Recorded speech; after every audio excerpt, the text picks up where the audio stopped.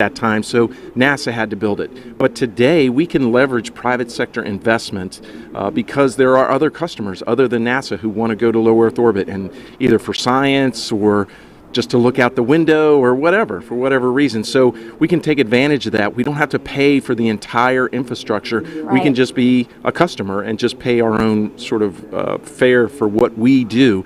And so it's more beneficial for NASA, and then we can take that savings and put it into our Moon Mars initiative. I really feel like the Artemis mission, the SLS and the Orion that was on the pad and we will hopefully launch next month, Yep. I don't think it would be as far along as it is today if it weren't for our commercial partnerships, because they help save us money, and we could take that savings and put it into our deep space exploration programs. Yeah, and you said personally this is what you've been working on for years now. How does it make you feel knowing that, as you just said, you know, the success we've had with commercial space is really fueling what we will see in the future with NASA? It's been very gratifying. I have to say, you know, when we were first starting out, I had to say, I think this will work. I think this is going to be a better way to do this particular mission. But I didn't have any proof. But then in 2012, we launched the first Falcon to the International Space Station for the cargo program. Right. That showed that the model could work.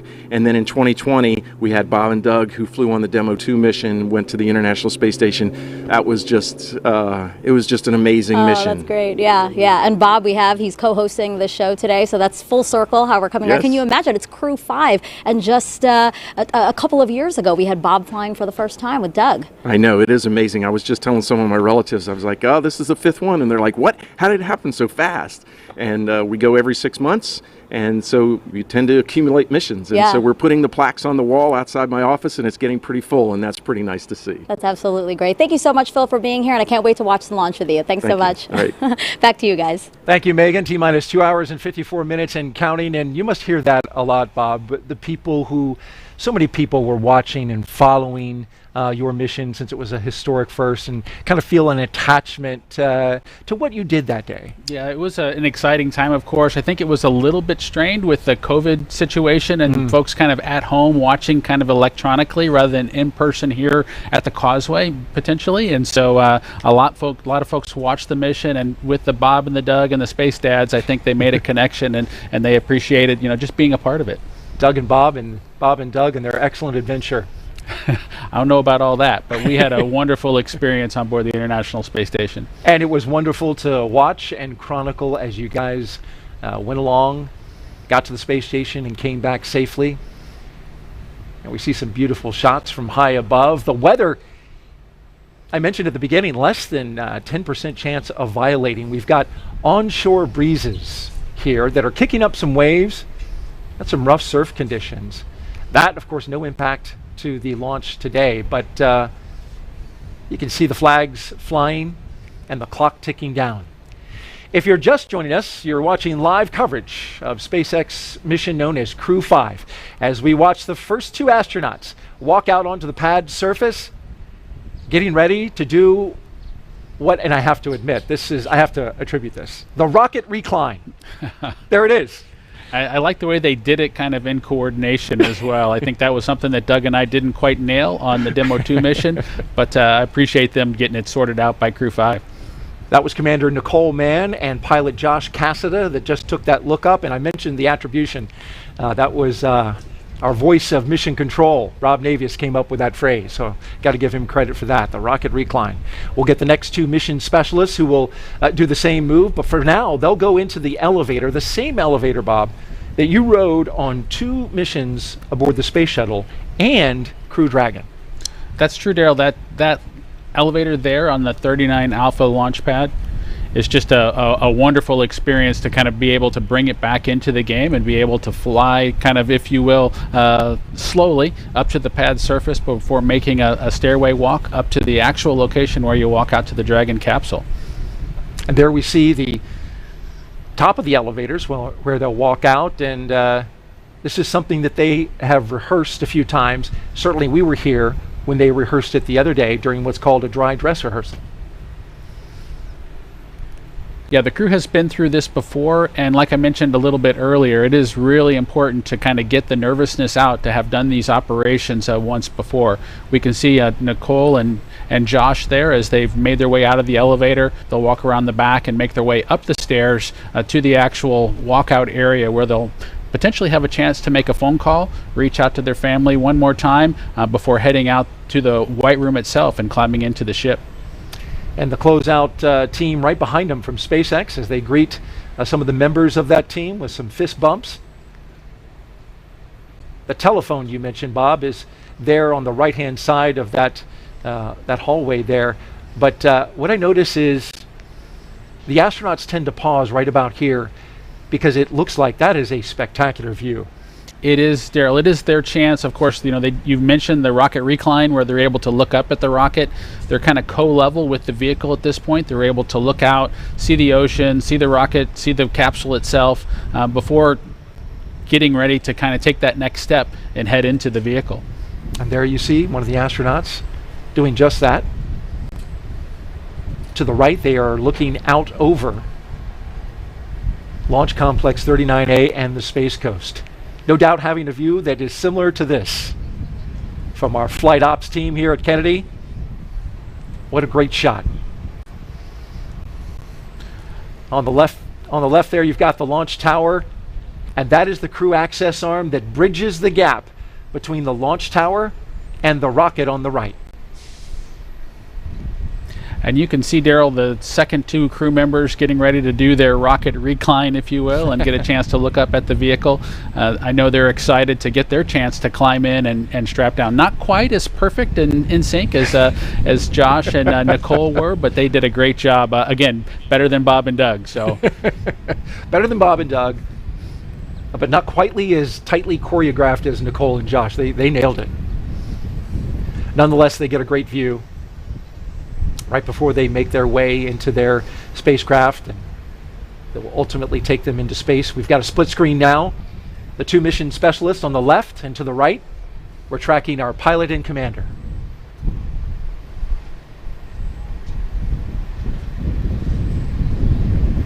Now they stagger the astronauts in this fashion because everything is highly proceduralized, right? As they go through the lines, check off the mission milestones, and then also it's carefully choreographed because you want to have everybody being orderly as they get into the spacecraft.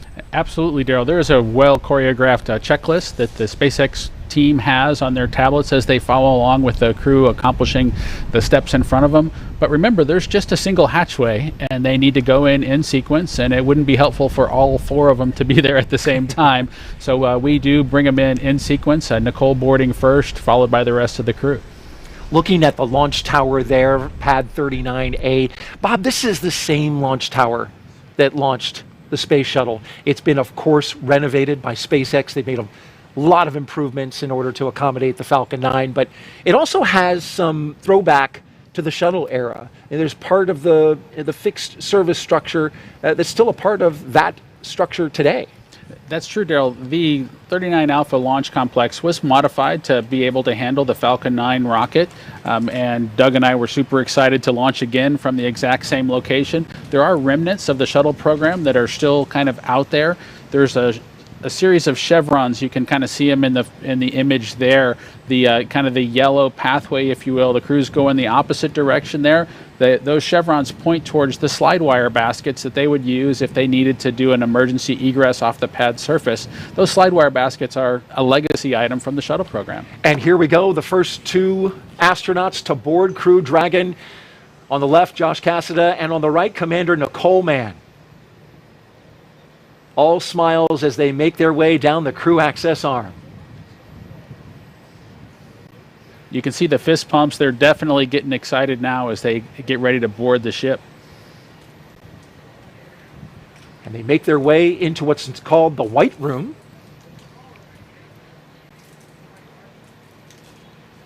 Do a photo op there. Core on countdown. T-minus 2 hours and 47 minutes. Crew have arrived at the White Room just a little bit ahead of schedule.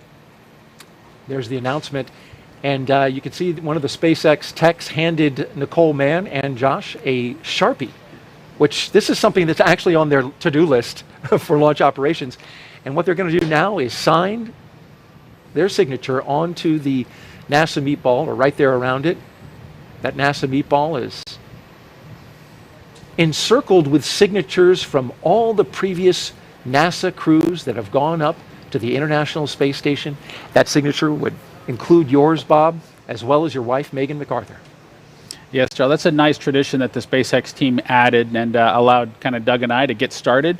And it's pretty neat to get your name added to the wall there, the White Room wall that leads to the Dragon capsules that head to Space Station. And there you see her putting her signature, making the way around the NASA meatball, handing off the pen to Josh. And to the right, you see the SpaceX logo for their commercial missions. They're also starting a set of signatures, which is a great sign about starting to establish that economy in low Earth orbit, the commercialization of low Earth orbit. It's exciting to see the economy in low Earth orbit continue to grow, Daryl. It's also exciting to see the cadre of astronauts continue to grow and view that group as our partners of folks who've been to low Earth orbit, who've been into the black of space, and it's just exciting to see that group continue to grow. As the astronauts prepare to go inside, the first two, the commander and pilot, we've got the mission specialists on the left-hand side of your screen, making their way towards the crew access arm. The White Room was a term first used during the Gemini era, literally describing the color of the room, which is painted white. You can see an inflatable seal, which is black colored, connected to the spacecraft, and it inflates to create that environmental seal around the side of the spacecraft, connecting it with the White Room. It does, Gerald. That seal, of course, would protect if there was a kind of rain or anything else kind of going on in the area. We don't have that today. We have beautiful weather, but it does ensure that the elements of Florida don't make too far of a way into the capsule itself. So you don't want any mosquitoes or anything headed into orbit with you, and so that seal does its job. It does indeed. There's a lot of humidity and mosquitoes out here in Florida. Fortunately today, we've got a nice little breeze that's keeping it off us here at the desk, which is nice, and kept it off the astronauts and crew when they were getting in their vehicles, running about a 10-knot onshore breeze, which should help push the clouds around. We've got a few of them out overhead. Our launch weather officer for today, Brian Sizik, from the 45th Space Wing, telling us that we've got a nice high pressure system in the area, Bob, that's keeping everything clear as the first astronaut climbs aboard. Core on countdown at T-minus 2 hours and 44 minutes. Crew have begun ingressing Dragon.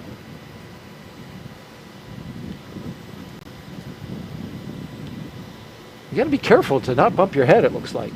You absolutely, Daryl, need to be careful as you climb through that hatchway. There's a pressure seal that needs to be kind of maintained in pristine condition, so when the time comes to close the hatch, you'll actually get a good seal with that hatch closure operation. And so the crew is keenly aware that they need to protect that environment, and that they climb into the vehicle very carefully. Carefully stepping over that seal. That's important, and later we'll see the closeout team closely inspecting that seal just to make sure that there's no debris, no what they call FOD, foreign object debris, which could compromise the seal, something you want to make sure you keep the environment on the inside and space on the outside. Yeah, that's absolutely true. That team, of course, it's a little bit difficult in the suit itself to be able to monitor and make sure that you don't bump anything that you're not supposed to bump into, but that team of SpaceX folks just does a great job with assisting the crew, letting them do as much as they would like to do on their own, but also ensuring that everything's done perfectly so that nothing has to be redone in the time-critical situation for launch. And here come our second two astronauts, mission specialists Koichi Wakata and Anna Kikina.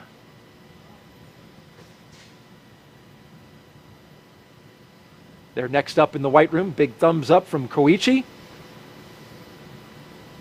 He's the veteran of this group, Bob. We got 3 first-time flyers and a guy that has a lot of experience in space.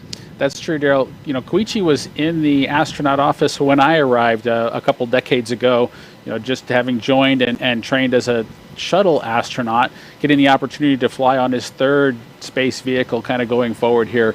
It's got to be exciting for him to try on a new spaceship.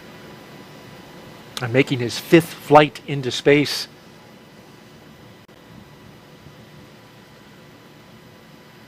Got the green light flashing above, and I'm going to take that as green as go.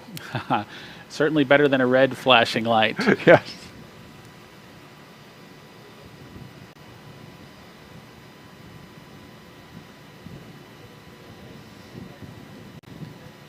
So it does take a relatively large team. It does seem like you know, the crew being able to head out to the launch pad and climb in almost by themselves would be a thing. But in order to make sure that things are all done perfectly, that team of SpaceX folks follows along very carefully with the procedure to make sure everything's done exactly per the checklist.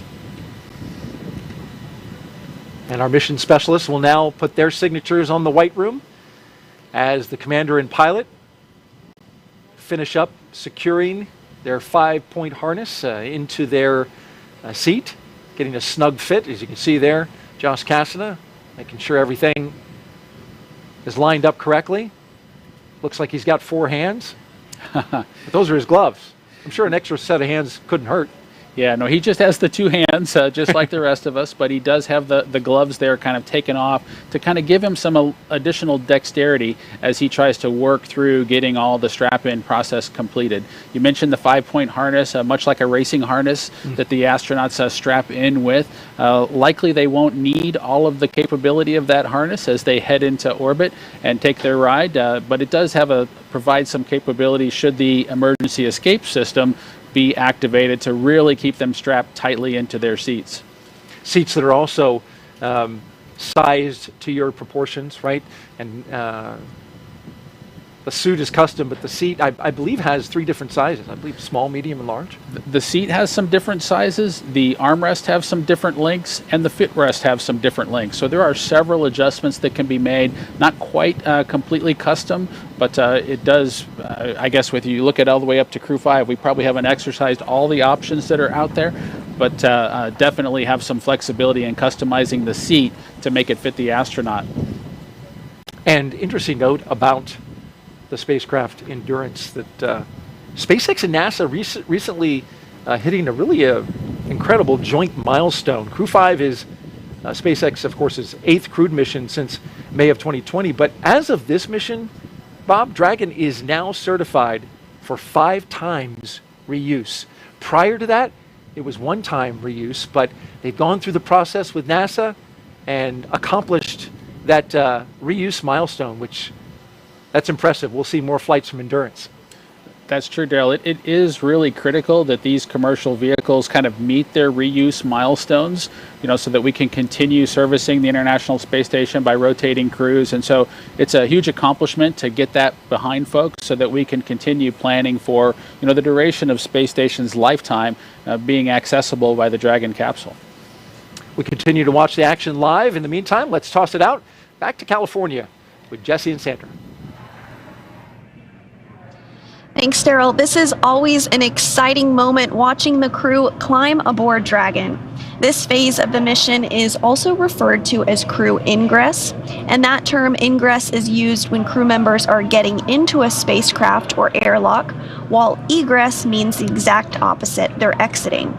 So prior to getting on board, the crew completed a foreign object debris check or FOD check, and that means they themselves have to be inspected for any substances or debris that isn't supposed to be on them or their spacesuits, because this could potentially cause damage to Dragon.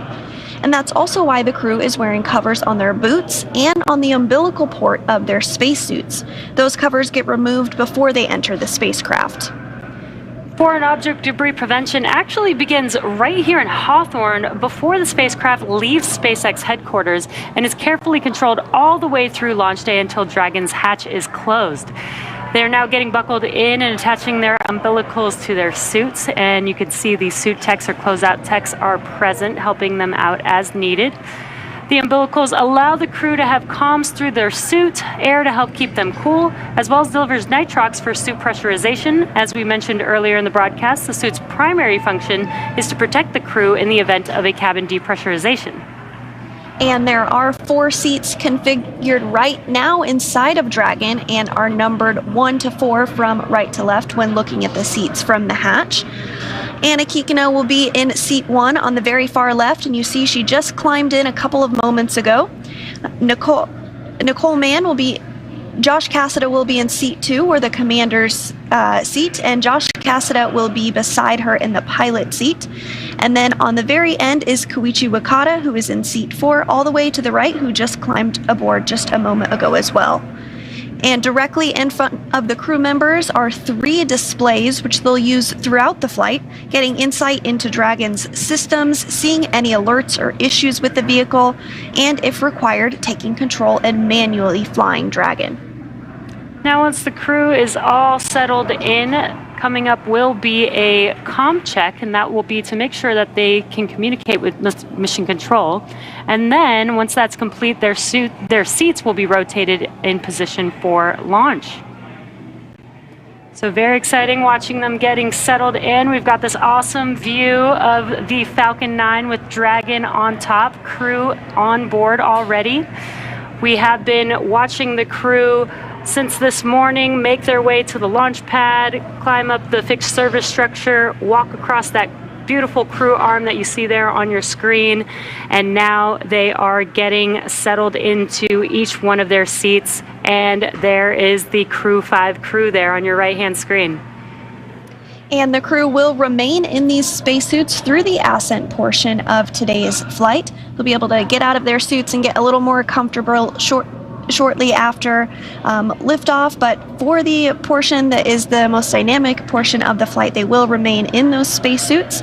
And the primary function of those spacesuits is to protect the crew in an event of a cabin depressurization. And if that would occur, the suit could inflate to provide a habitable environment long enough for the crew to return home. But with the crew now inside of the Dragon vehicle, let's go ahead and check in with Kate Tice for the latest. How's it going, Kate? I've been following along with the launch teams, and they continue to work through the countdown. Currently, no issues are in work, and we are awaiting the comm checks with the crew inside Dragon, which you seated there. The first check that we will hear is to check the umbilical, which is the harness that is attached from each spacesuit to the vehicle itself. You can actually see the umbilical port there on the right thigh. It's that little black box, that's the umbilical port that connects the spacesuit to their seat. The second check that we'll hear will check the ground stations, which, as the name suggests, are the ground-based support staff here on Earth. And then the third comm check that we'll hear will be for TDRS, or the tracking and data relay satellites. And those are that's a constellation of 10 geosynchronous satellites that help us maintain contact around the globe. As of right now, the Dragon Launch Op team tracking no issues. I was listening in throughout the webcast on their nets, and it sounds like that we are running perfectly on time and just a little bit early. We have plenty of margin. So if for whatever reason something arises and we need a little bit extra time to work through an issue, we've got it in the countdown. For those that are new to our launch webcasts, of course, our countdown is the framework that helps to sync all of our teams up.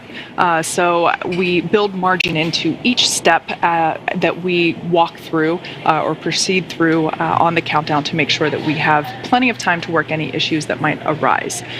So with all that being said, everything is looking good on the Dragon side. As for the Falcon 9 team, they are located in Firing Room 4 in the Launch Control Center at Kennedy Space Center, which you see there on your screen. Those folks are settling in for final checkouts, propellant loading, and launch. The Falcon 9 team will undergo their own comm checks with the crew at about the T-2 hour mark. As for the range, they continue to report no issues, and the weather forecast continues to be acceptable. We had a less than 10% chance of violation of our weather conditions, and as you can see on your screen, it's a beautiful morning there at Kennedy Space Center. Now, of course, we are looking at weather not only at the launch site, but around the world. We need to make sure that conditions are acceptable if Dragon has to splash down in the Atlantic in case of an escape. We're also monitoring contingency splashdown locations if the crew had to come back to Earth before docking with the space station. Now, if that were to happen, SpaceX and NASA would coordinate with the U.S. Coast Guard to ensure safety upon splashdown, including extra ships and air assets to patrol the 10 nautical mile keep-out zone. That's, of course, to help mitigate safety concerns for any boaters approaching the landing area. And, of course, we've also been monitoring downrange weather, which, as I reported earlier, was no-go yesterday, but at the T-minus 6-hour weather brief turned to green. So we're proceeding, but keeping an eye on those downrange wind conditions. So as the clock continues to tick, we're approaching the T-minus 2-hour and 31-minute mark. All systems to continue to be go for launch. Let's head back over to Jesse, who's actually here in Hawthorne with me, just across the floor. Thanks, Kate. Not only is today an exciting day because it's launch day, but it's also a pretty exciting year, as this year marks Dragon's 10th year in operational flight. It took a lot of love and dedication to get here today, and we are still learning and innovating from each launch. From the beginning, Dragon was designed to eventually fly people. The Dragon hanging from the ceiling next to us was initially flown to certify SpaceX for cargo missions to the space station over 10 years ago, which flew in 2010. Yet a window was added to hint at our plans for flying crew in the near future. Now, of course, the Dragon behind us and the Dragon supporting today's mission, taking Crew 5 to the space station, are very different, a testament to how far we've come. It's been a little over 2 years since we flew Demo 2, which was on May 30th of 2020. And since then, SpaceX has been regularly flying crew missions for NASA to and from the International Space Station at an average cadence of one flight every 6 months since Crew 1. Crew 5 marks SpaceX's 6th crewed spaceflight for NASA and our 8th human spaceflight mission overall, including private passenger missions Inspiration 4 and Axiom 1.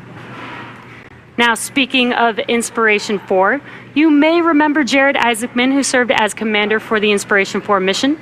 Jared is planning to return to space with us under the Polaris program. Now, through this program, Jared, along with his crew, will embark on 3 human spaceflight missions, culminating in the inaugural flight of SpaceX's Starship with humans on board. The crew for the first mission, Polaris Dawn, has been busy preparing for their flight, which is currently targeted for no earlier than March 2023. In addition to Jared Isaacman, the Polaris Dawn crew consists of Scott Kidd Poteet, the mission's pilot, SpaceX's Sarah Gillis as mission specialist, and SpaceX's Anna Menon, the second mission specialist and medical officer, and there you can see them on the screen. The Polaris Dawn mission will endeavor to fly higher than any other Dragon mission to date. The crew will also be attempting the world's first ever commercial spacewalk using our newly designed EVA suits. And our progress with human space exploration does not stop there. As you can see, we've started construction on a new Starship pad at Kennedy Space Center, the same pad that will take NASA's human space lander system to the moon. That's right, Jesse. NASA's efforts, particularly with the commercial crew program and the certification of the SpaceX Dragon, are aiding in building the foundation for a robust U.S.-led commercial economy in low Earth orbit. Commercial transportation to space is but one element of NASA's larger plan for commercialization, and we're enabling the development of commercial space stations, private astronaut missions to station, demand for in-space manufacturing, and much more. And soon, the agency will launch Artemis to the moon and beyond as part of a test flight of the Space Launch System SpaceX rocket. Dragon, ready for comm checks. Copy, Dragon. Stand by for umbilical comm check. And we did just hear those words that comm checks will be starting here shortly. So the Orion spacecraft and all of its components will be tested from end to end in this uncrewed test flight. This is a key milestone before we fly humans on board as part of Artemis 2, and then have humans land on the moon on Artemis 3. Now on your screen, you're seeing some waves, some thumbs up, some goodbyes to the team on the ground. Once they close this hatch... PLT, MS1, MS2, comm check. CDR has you loud and clear. PLT has you loud and clear. MS1 has you loud and clear. MS2 has you loud and clear. Core, loud and clear. Umbilical comm check is complete. Stand by for ground station comm check.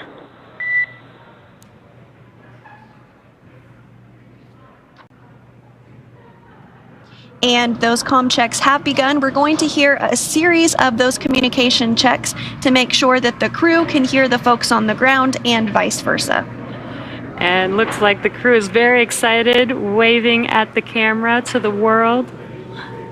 Maybe some poses for some photos there as well. Yeah, absolutely. And as I was saying right before the comm checks started, once they close this hatch, that's the last human being they're going to see on Earth until they splash down in a few months from now.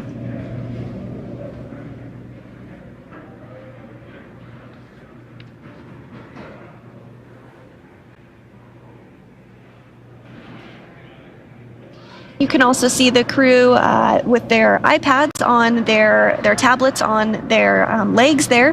They have a variety of different procedures and reference materials that they can view during the mission as well. You'll see them getting that configured and ready for launch now, 2 hours and 25 minutes from now.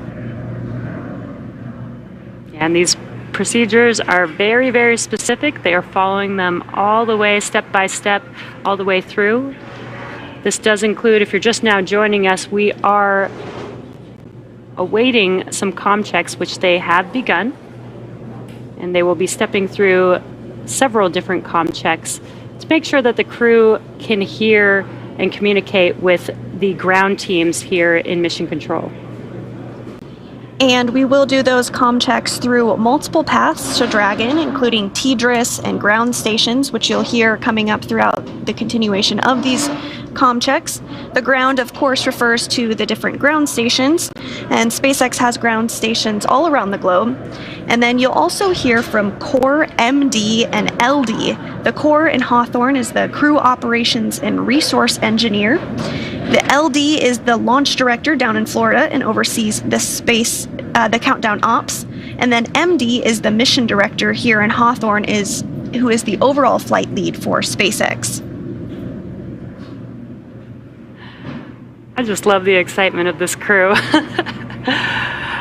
And this is a pretty cool view inside of Dragon. You can see the 4 seats for the 4 crew members, but Dragon's actually designed to have up to 7 crew members. So right below this row of seats, there can fit 3 additional seats. Today, since we only have 4 crew members, below the crew that you see on your screen is actually cargo stowed inside of Dragon. Dragon, SpaceX, comm check. SpaceX, Dragon, loud and clear. Core, loud and clear. Ground station comm check is complete. Stand by for TDRS comm check.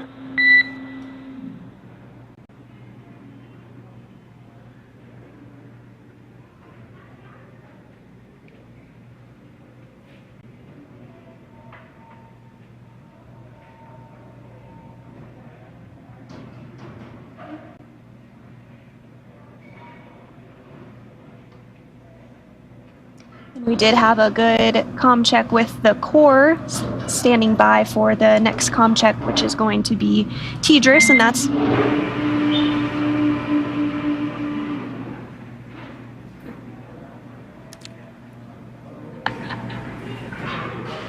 Dragon, SpaceX, comm check. SpaceX, Dragon, loud and clear. Core, loud and clear. TDRS comm check is complete. Stand by for comm checks with DC, MD, and LD in the launch configuration.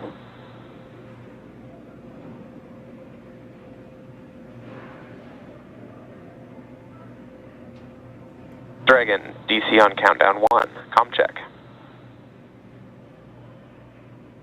DC, Dragon, loud and clear. DC, loud and clear. Stand by for com checks with MD.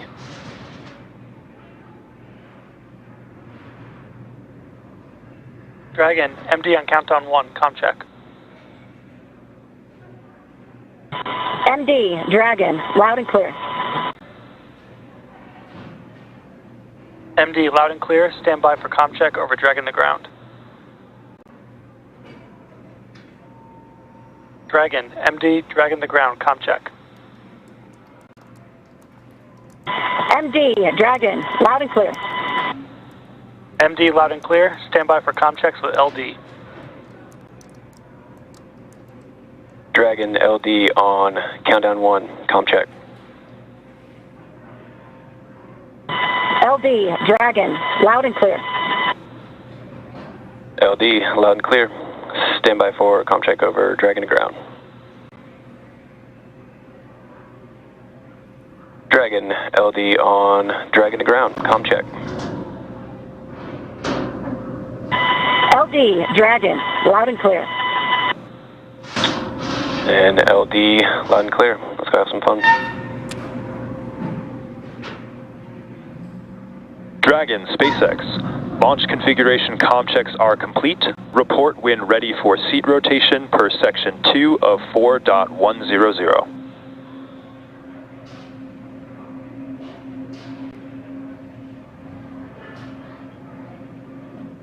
And now that we have successful comm checks, let's go over to the Johnson Space. Dragon, we are ready for section 2 and ready for seat rotation.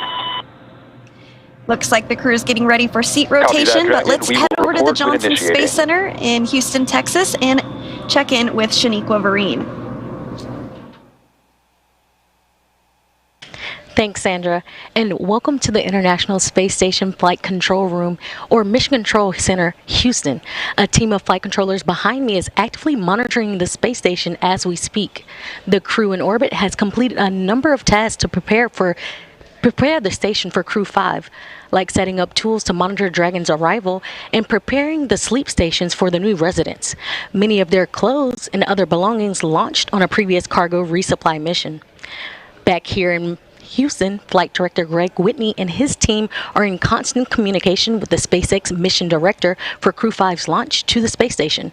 Once we get into integrated operations, the NASA flight director will be conducting a series of go-no-go polls at the predetermined checkpoints for Dragon's approach. For now, we'll continue to follow along from here in Mission Control Houston, so I'll send it back down to the team in Kennedy. Over to you, Daryl. All right, thank you, Shaniqua. And if you're just joining us, it is T-minus 2 hours and 19 minutes until Crew 5 launches as part of the NASA Commercial Crew Program. We've got Commander Nicole Mann, Pilot Josh Cassada, and Mission Specialist Koichi Wakata and Anna Kikina. They are strapped into their seats inside Dragon Endurance. I'm Daryl Nail, and this is Bob Behnken, history-making astronaut here. If you want to get a question into Bob live on the show, just hop on to a social media platform, any of the following: Twitter, YouTube, and Twitch. We're streaming on Facebook as well. Use the hashtag AskNASA, and we will take your question live on the air to Bob Behnken. Now, the Commercial Crew Program has hundreds of super smart engineers and technicians doing amazing work to get us up to the station, and Megan Cruz is with one of them. Megan. Yes, I do have a super smart engineer with me. This is Crystal Jones. She's with CCP's Grounds and Mission Operations Office. Crystal, can you tell everyone what that office is in charge of? Sure, yeah. We have a wide range of functions that we do for the Commercial Crew Program. One is assessing ground systems for crew safety for both launch ops and recovery. An example of a ground system is the crew access arm, which we just saw the crew walk through to get to the spacecraft and ingress the spacecraft. That arm has to swing away from the vehicle for launch, but if there were some sort of emergency and the astronauts needed to get out of the spacecraft, that arm needs to come back really quickly to allow the astronauts to egress. And so you're responsible for just making sure that everything is operating the way that it should be if that were to happen. Yes, correct. Okay. Yeah. And then right after this, you're also going to go to the nearby Cape Canaveral Space Force Station. You're going to be inside a room there, and I believe we have a live shot of that room. And you're going to go there so that you can serve as CCP's mishap manager, right? This is the room right here. Yes, that's correct. And I have my FAA and NTSB colleagues there with me as well. Since this is an FAA commercially licensed mission, they have mishap jurisdiction for some of the phases of flight, and so we all work together if an incident were to occur. I don't expect anything to happen. I have full confidence in the joint NASA and SpaceX team. You have such an important role here, like you said, a wide variety of things that you're overseeing. You've been here at NASA for almost 15 years. I mean, did you know that you always wanted to work here, and how did you make it happen? Yes, I did always know that I wanted to work at NASA. Ever since I was a very young girl, I dreamed of working for NASA. Unfortunately, when I was about 10, 11, 12, my parents' drug and alcohol use began to impact our lives in a severe way. We ended up homeless, had to stay in an abandoned bus, and eventually transitioned to a homeless shelter. Wow. After that time, we never seemed to be able to recover as a family. We lived in extreme poverty in a bad neighborhood, but it didn't stop me from trying to reach my goals. I still had that dream. So in high school, I learned how to use a computer. No one in my area had a computer. I didn't have one, didn't know. So learned how to use a computer, researched colleges, how to apply, how to get applications, the whole financial aid process. Wow. And I was accepted into Florida Institute of Technology here in Melbourne, Florida, and got a bachelor's in astrophysics and a master's in space systems. Wow, you're not even at NASA, and you've had such a long road ahead of you, but I hope that people learn to take away from your story that really you can just follow your dreams if you have a passion for it to do it, right? That would be your message. Yeah, and I'm happy to say that my parents have conquered their addictions. And I was extremely proud of my mom before her passing earlier this year. In fact, this necklace that I'm wearing is made with her ashes. Wow. And I wear it for every launch in her memory. And I'm sure she's very proud of you. Crystal, thank you so much for being here. Yeah. We'll send it back to you guys. Thank you so much, Megan. What a powerful story from Crystal Jones, the CCP Ground and Mission Operations Office. That is inspiring to hear how she came from that difficult background to where she is now. Absolutely, Daryl.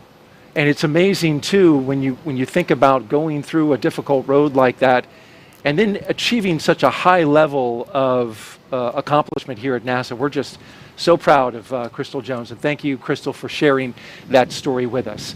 We want to introduce you now to today's crew. If you're just joining us now, as you're looking inside the capsule Dragon, Endurance. You are go for Section 3 suit leak check preparation.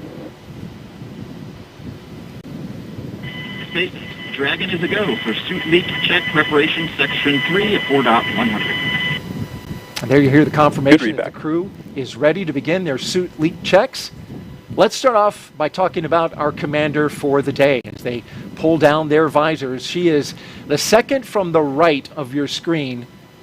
Nicole Mann, the California native, holds a Master of Science in Mechanical Engineering. She is a colonel in the Marine Corps.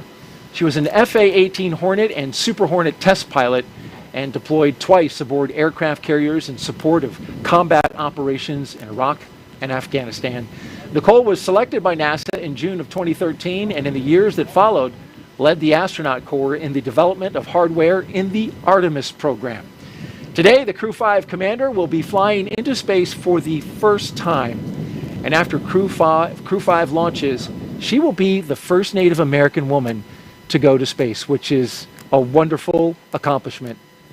Absolutely. Nicole joined the astronaut office when I was the chief of the astronaut office. I'm just super excited to see a colonel in the Marine Corps head to the International Space Station from that commander seat, just like we had for Demo 2.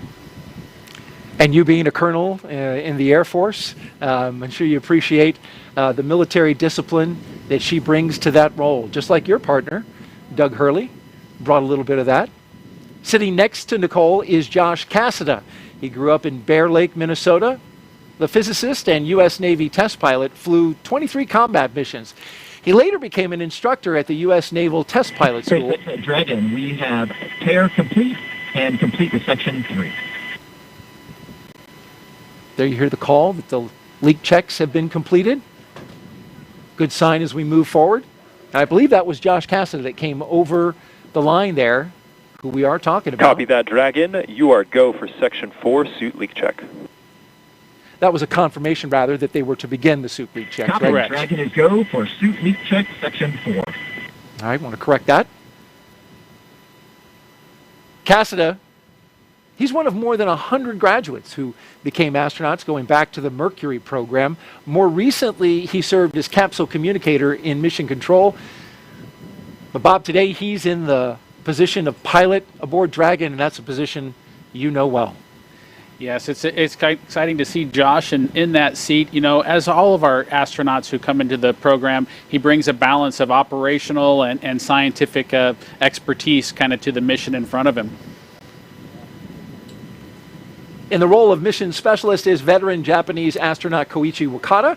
He has a doctorate in aerospace engineering and in 1996 became the first Japanese mission specialist aboard the Space Shuttle Endeavour for STS-72. Altogether, Koichi flew 4 Space Shuttle missions, a Russian Soyuz, and was on a long-duration stay aboard the International Space Station.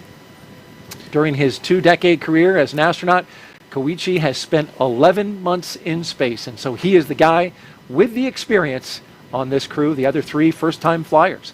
Joining Koichi in the role of mission specialist is Roscosmos cosmonaut Anna Kikina. She graduated from the Novosibirsk State Academy of Water Transport in 2006. In 2012, Anna officially became a candidate for the position of test cosmonaut. Crew 5 will be Anna's first flight into space. Now let's check in with our team out at Hawthorne, California. Kate Tice, what do you have? Thanks, Daryl. I'm following along with the launch countdown and our procedures. We're now coming up to T-minus 2 hours and 10 minutes. As you can see there on your screen, the crew is ready for leak checks. Those should be commencing any moment now. The countdown is proceeding nominally at this point on board the brand new Dragon spacecraft Endurance. We've already heard those communication checks between the Dragon team and the crew. We will hear checks, comm checks. So I'm hearing there's about a minute remaining in that leak check. There will be another communication check with the Falcon 9 launch team and the crew that comes up at about T-minus 2 hours. So at this point, we're in the leak check, less than a minute remaining. And after that, we'll be able to say leak checks are hopefully good. And at that point, the closeout lead will then verify that the cabin environments inside Dragon are good to go and then begin procedures to close the side hatch of the Dragon spacecraft. So that's always an exciting moment. Of course, the closeout team will perform the final leak check on the hatch, and then once that is finished, the team will begin all their steps to ready the crew access arm for retraction, and then the closeout team will leave the pad at about T-minus 1 hour, and we'll hear that called out on the nets that the team has departed the pad. And at that point in time, only our Crew 5 astronauts will remain on the pad. Now, as for Falcon 9, that team is on console in firing room 4. They are preparing for their communication checks, which will occur at T-minus 1 hour and 55 minutes. SpaceX engineers have pressurized the launch vehicle gas storage bottles. Those are composite overwrap pressure vessels, or COPVs. They contain gases that are used to fill tanks with hot that are filled with propellant, filled with hot helium as propellant is drained out of the first and second stages. We saw the same. Stand by while we just confirm those results long term, and then for next actions. Dragon copies and standing by.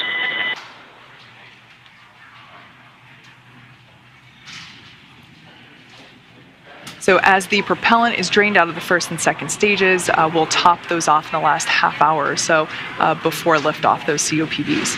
Now, we also use pressurized gases to spin the Merlin engine turbo pump when we start an engine in space. The second stage MVAC engine starts up after the first stage separates, and then the first stage engines need to be restarted for that landing sequence. The gases are also used for attitude control systems, which help the vehicle with its orientation for deploying the grid fins and landing legs. Now, of course, we're continuing to keep an eye on the weather. You can see it remains a beautiful day at pad 39A. We are watching weather at the launch site as well as around the world for contingency abort and landing zones. And Dragon SpaceX for suit leak checks. And it sounds like we're going to get confirmation on those leak checks now. Go ahead, SpaceX. All right, Josh, we saw you come in a little bit lower than you did on dry dress, so just as a measure of precaution, we're going to have the closeout lead come in and just take a quick look and double check that everything is looking secure for zippers and umbilicals. How copy? We copy, and we were thinking the same. Thanks a lot. Good read. All right, so it sounds like pilot Josh Cassada, his suit pressure is a little bit lower than what we read during the dry dress, which was the basically dress rehearsal that we performed early on Sunday, October 2nd. So the closeout team is going to come back in and just make sure that all of the zippers on the spacesuit are zipped up to the appropriate height, just make sure that everything is locked into place. So we have plenty of margin in the launch countdown. The countdown is to make sure that all the teams are working toward T0 in a coordinated fashion, and we have lots of margin built in. So we are okay to go in and recheck that and reperform that suit leak check on Josh.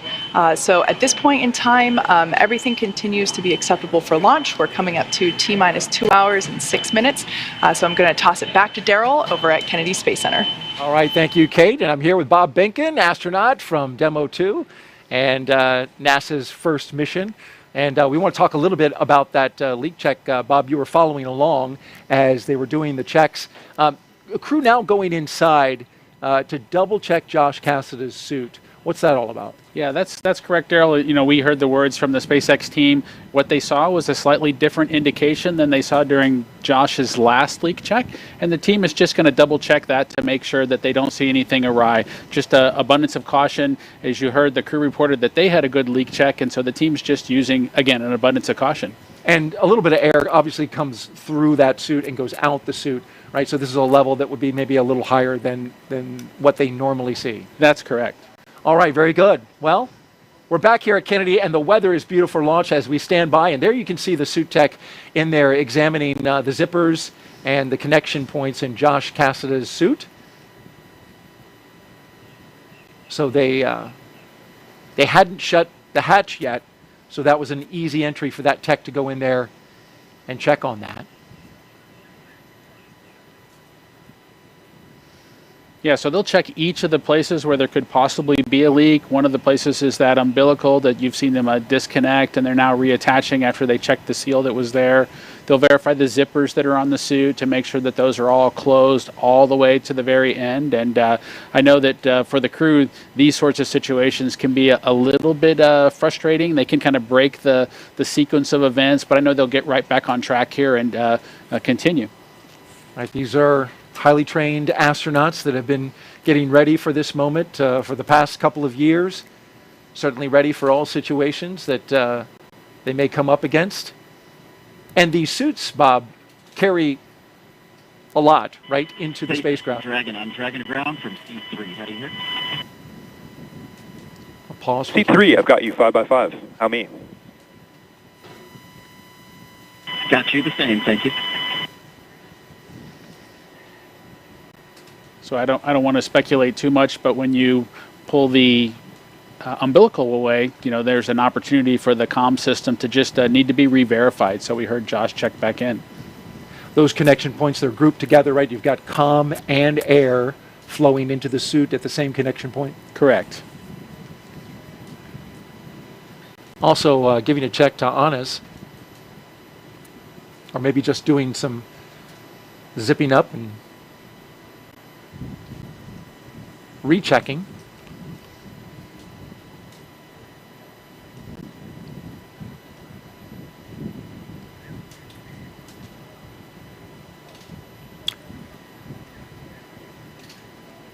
We've had some social media questions coming in. We've asked you to participate, and we want to do that right now by asking questions of our expert astronaut, Bob Behnken, here. Of course, you can hit us up at hashtag AskNASA on Facebook, Twitter, YouTube, and Twitch. And our question is, coming in from Andy Hughes 01, why do the new spacesuits involve long rubber boots? Those are high boots. You know, it's a great question, Daryl, as to why the SpaceX suit looks the way that it does. Of course, as a commercial company, they were free to come up with a suit that really then had to be assessed whether it actually accomplished the mission of protecting the crew, and in those unlikely cases where there might need to be an atmosphere of their own because there was something wrong with the one inside of the spaceship. And so SpaceX chose the high boot configuration there, but it met the mission needs, and so the NASA team was able to embrace it and move forward.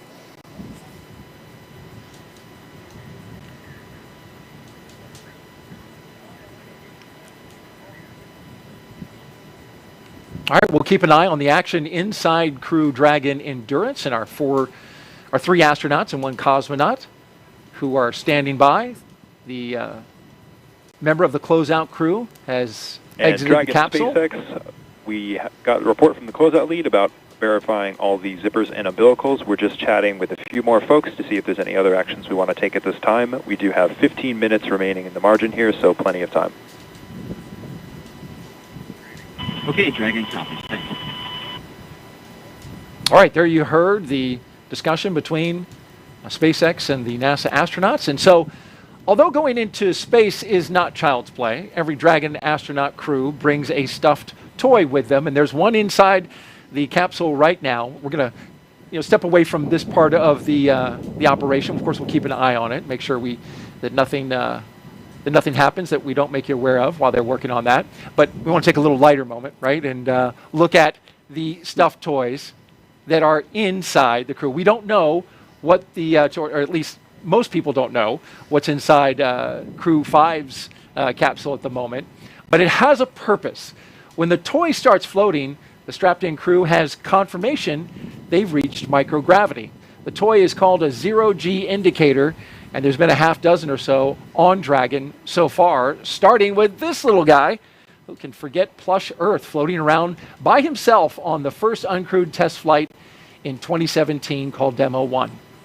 And that's Anne McLean there. She was the one that received it. And that was followed up by a sequin-bedazzled dinosaur named Tremor, picked out by those fellows right there, Bob and Doug. Doug Hurley's son, Jack, and Bob's son, Theo. Crew 1 then took a toy baby Grogu with them to the first four-person crew when they reached space. But since then, well, it's been all stuffed animals. A penguin for Crew 2, and a turtle for Crew 3, and a turtle and a chimp for Crew 4, as you can see there. And so right here on set, Bob was kind enough to bring Tremor with him that you saw floating around in his capsule. This is actually Tremor, the one that went up into space. That's true, Daryl. This is the actual Tremor. It's got the tether still installed, if you will, that we use to keep track of it so that it didn't get lost on board the space station or float too far away. SpaceX for suit leak checks. There they go, starting up the suit leak checks again. Go ahead, Mike. All right, Josh, that completes the troubleshooting actions we wanted to take. So we verified that your umbilical has been reseated and your zippers are closed. Given that, we are recommending that you proceed back to Section 3 of 4.100 and reperform the suit leak check preparation and suit leak checks. How copy? Okay, Dragon copies. We're going to step into Section 3 of 4.100, and we'll let you know when we're ready to reperform the suit leak checks. Good readback. All right, so they're going to recheck those suits. And while they do that really quickly, how did your son choose a bedazzled, sequined dinosaur for. Well, Daryl, you're never no telling what goes through the minds of two young elementary school boys, my son Theo and Doug's son Jack. But they had a collection, and dinosaurs were near and dear to their hearts. They went through the collections that they had in front of them, and they picked the Apatosaurus trimmer. And so I'm glad that some other folks have been able to follow along with that tradition and be able to excite a couple of kids, if you will, about flying in space, even if it's for a stuffed animal. It's great to inspire the younger generations about space with something that they can access. And can you confirm that all the sequins are still there? I can confirm, and I do know that the teams look really closely at each of the zero-G indicators to make sure that they're compatible with the SpaceX Crew Dragons environment as well as the space station environment. And so we got approval, and we were able to take the Apatosaurus trimmer with us into space. That's a neat thing, and it lives now in the Benkin household. Crew 5 is the latest launch by Kennedy's Commercial Crew program, and Dragon, care is complete in step 3.9. We are ready for the checks. Copy that, Dragon. You are go for Section 4 suit leak check. All right, while they start up the suit. Ready to go for suit leak check. The communication confirming they're going to restart the suit leak check. Bob Benkin telling me that the suits inflate just a little bit as they make that check. In the meantime, we'll take an interview now and check in with Kennedy's Commercial Crew program. It was created in 2011 and has been flying astronauts from American soil to the International Space Station for the last 2 years. Let's bring in NASA's Megan Cruz, who's with Kennedy Center Director Janet Petro.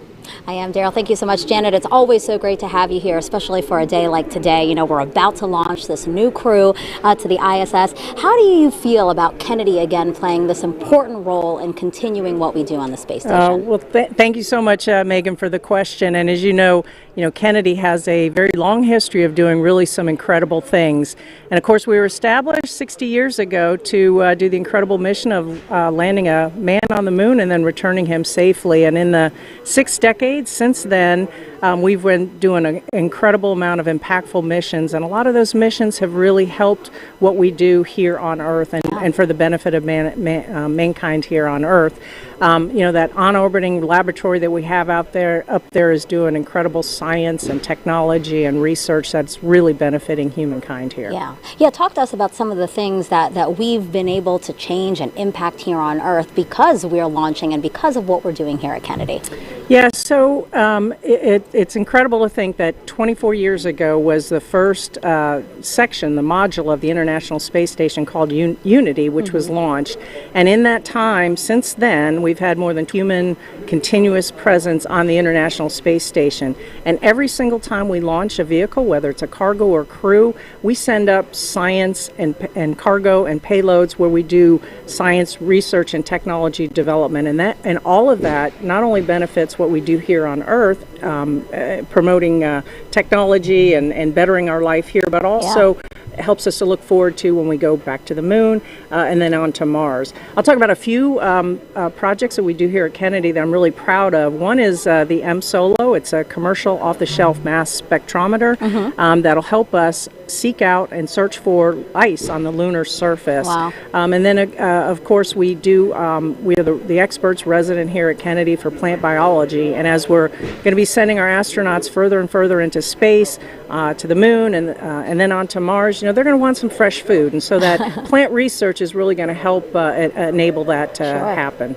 Yeah, and of course you're alluding to Artemis 1. Right behind us is the iconic vehicle assembly building. Inside there is our Artemis 1 moon rocket. How excited are you for launch later this year, and just excited for again, Kennedy's role in deep space exploration? Yeah, it's an incredible honor to be here leading this center for that really, really historic mission coming up. And of course, Ian threw us a curveball, and so we had, we made the right decision and went back into the VAB. But the energy around the center and even across the whole Space Coast is still very palpable.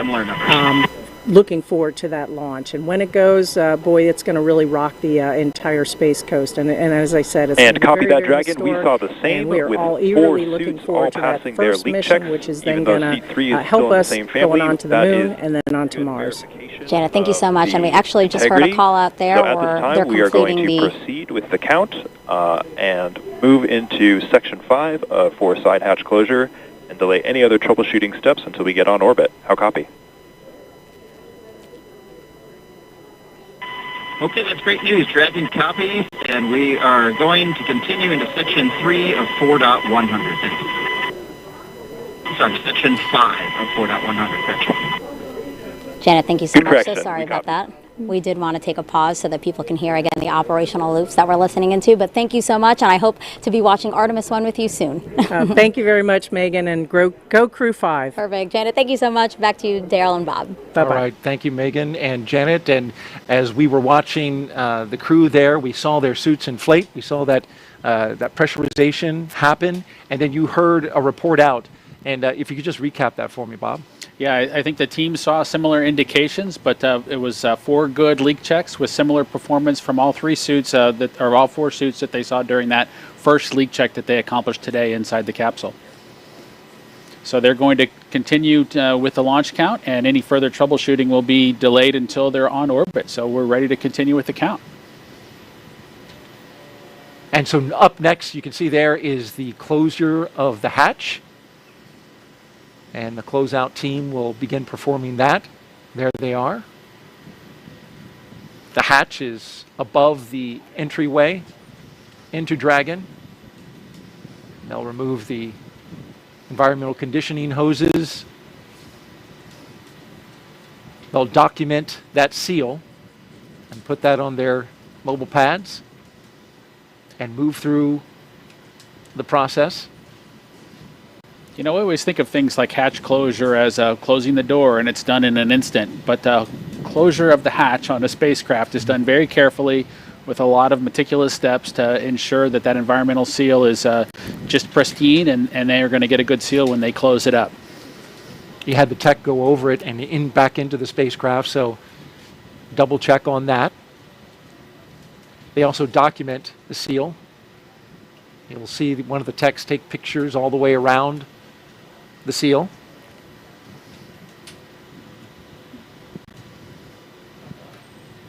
And we can think some about that hatch being closed, and then it'll be reopened when they come back at the end of their mission after splashdown, and when the vehicle's brought on board the ship. So it's going to stay closed for a long time after they get it closed for the spacecraft launch. That's a great point. So it needs to be closed well. Dragon, closeout team is taking final steps in preparation for side hatch closure. Stand by for transition to pad hatch closed. Ensure that all items are secure from now through launch. And what is that, Bob? It's just a protective piece of Dragon copies. All to make sure no items FOD or are anything secure falls down and into stand that by for area. pad hatch closed.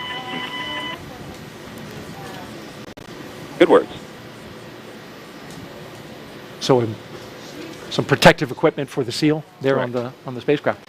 All right, very good. We'll keep watching the action and tracking the progress as we head down towards launch. T-minus 1 hour and 50 minutes until liftoff of Crew 5. I want to head on out to Megan Cruz, who is with our NASA Administrator, Bill Nelson. Yeah, it's our honor to have you here, Administrator. Thank you so much. I want to talk to you about how we've had this continued presence on the ISS for 22 years. What do you think of that legacy? Isn't it something? Yeah. Think of the 3,000 investigations that we have done, scientific things, and the innumerable things that we've actually discovered doing all of this science on the International Space Station. Of course, it helps us train our astronauts as we get ready to go fly to the moon, and then we're going to go to Mars. Yeah, it's such a unique and awesome platform. So yeah, the fact that we can have this continued presence is so great. And you know, Crew 5 is this first mission to resume integrated crew flights to the space station with Roscosmos. Integrated crews have always been the norm on the space station, right? That's right, because we built the space station together now with 15 nations, particularly with the Russians. There's a Russian segment on the station. They provide the propulsion. We, the U.S., provides the electricity. So for the safety of all the crew, as well as the operation of the station, we need both there. Now, particularly with regard to safety, If there were a problem, for example, with one of our ability to get to Earth, say we had a medical emergency and had to get somebody to Earth, you need that integrated crew so we can still operate both parts of the space station. So safety is a big reason for us. Yeah, and we are launching today with the help of SpaceX. What do you think about the fact that we've had such a wonderful cadence with SpaceX these last 2 years with the Commercial Crew Program? Well, SpaceX has been excellent to work with, and the proof's in the pudding. As a matter of fact, what's happening at the Cape is just unbelievable. Last night there was an Atlas launch. Today we're launching crew to the station. Tomorrow they're going to launch 2 communication satellites, all within the span of 3 days. Yeah. So it's incredible. But SpaceX has really been inventive, creative. They've been a good partner for NASA, and it shows that this commercial public-private partnership is actually working. Yeah, and now as we're under 2 minutes to launch of Crew 5, what do you have to say to the crew? Any message for them?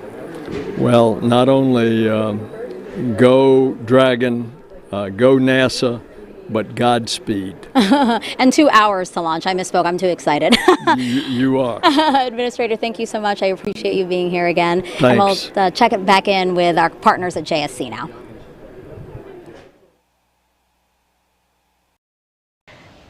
Thanks, Megan. And when Crew 5 arrives at the space station tomorrow evening, they'll officially become Expedition 68 flight engineers. Once on board, they'll do something known as a direct handover, basically saying that Crew 4 and Crew 5 will be on board the station together until Crew 4 comes home next week. Crew 4 will be able to give Crew 5 an orientation and show them the ropes, which will be particularly helpful for first-time space flyers Nicole Mann, Josh Cassada, and Anna Kikina. A direct handover also helps ensure continuous U.S. presence on the space station, a record we've held almost 22 years. The space station is an orbiting laboratory, and they will jump right into research and investigations. Now I'll toss it over to Daryl at the Kennedy Space Center with a little bit more of that science. Daryl?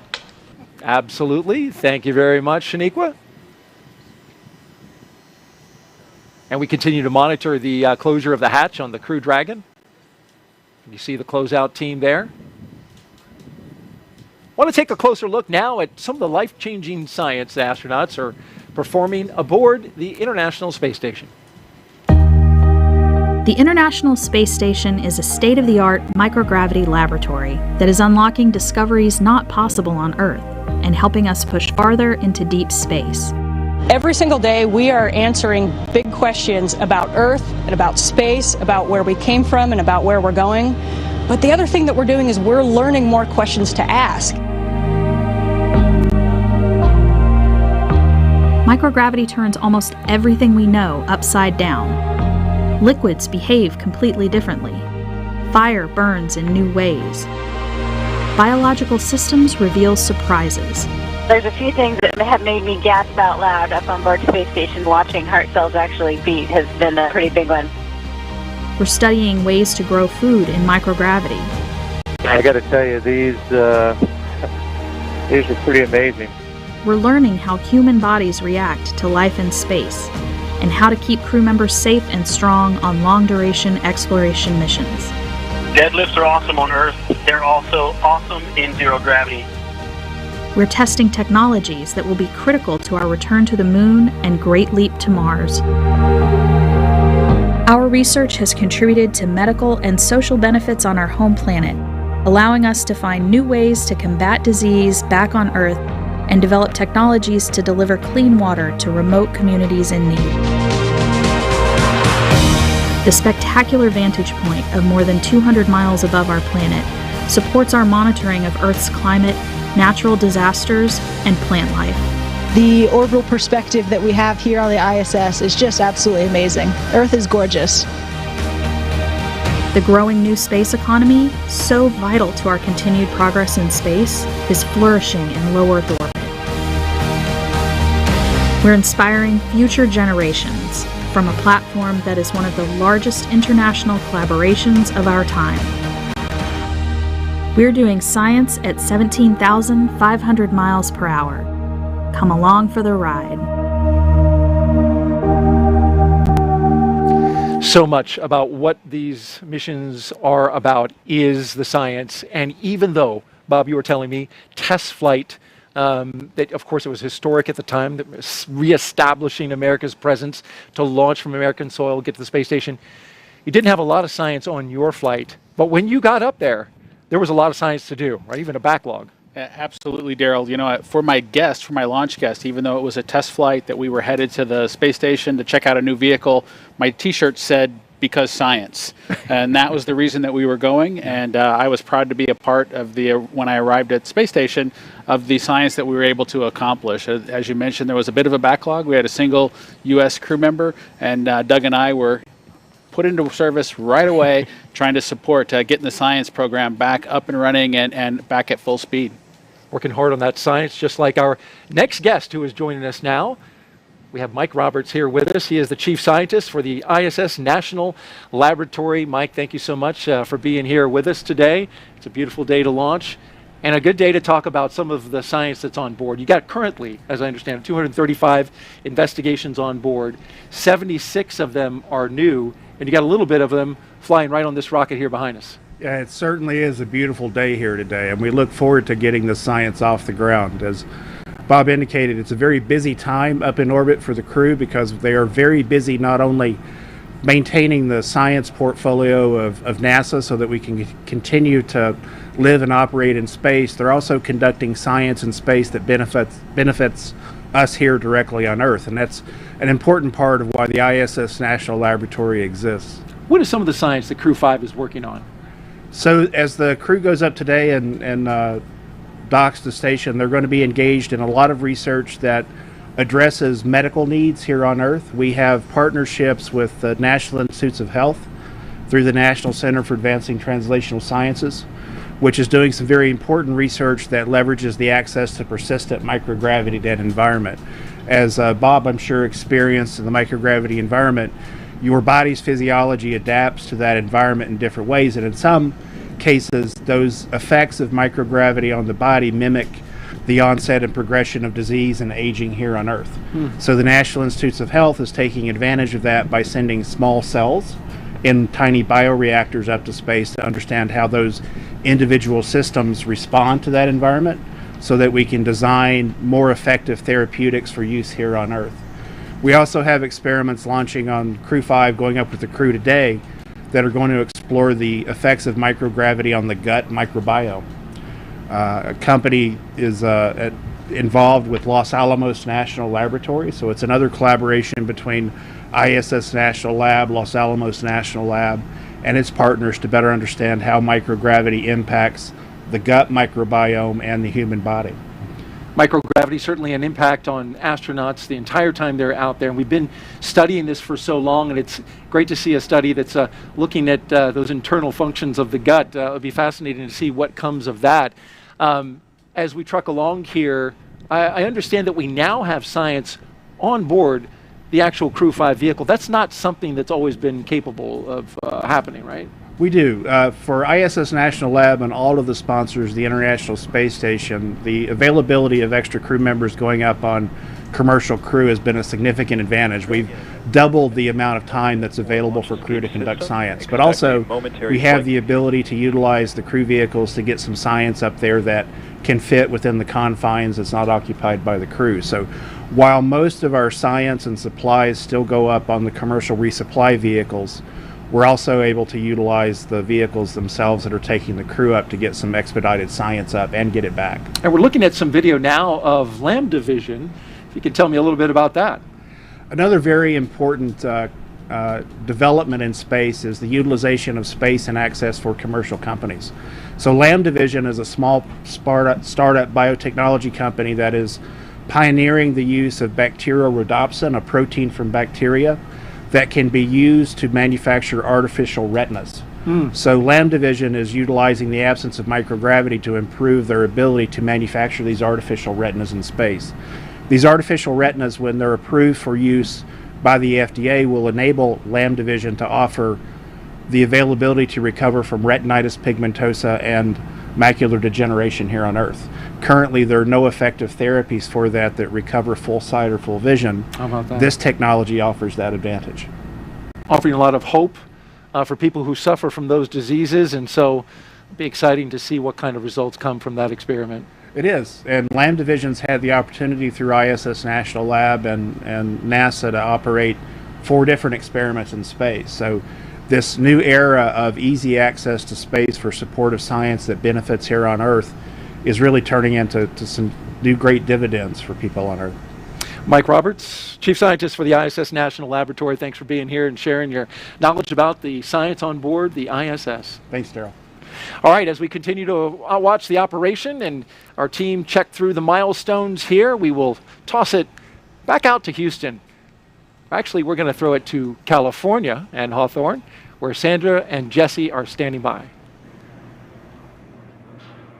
Thanks, Daryl. Earlier, we did talk about the progress that both NASA and SpaceX have made in human spaceflight since we first started flying Dragon regularly over 10 years ago. So to support our increasing number of human spaceflight missions, your spacesuit team has been busy at work, Jesse. Yes, we have.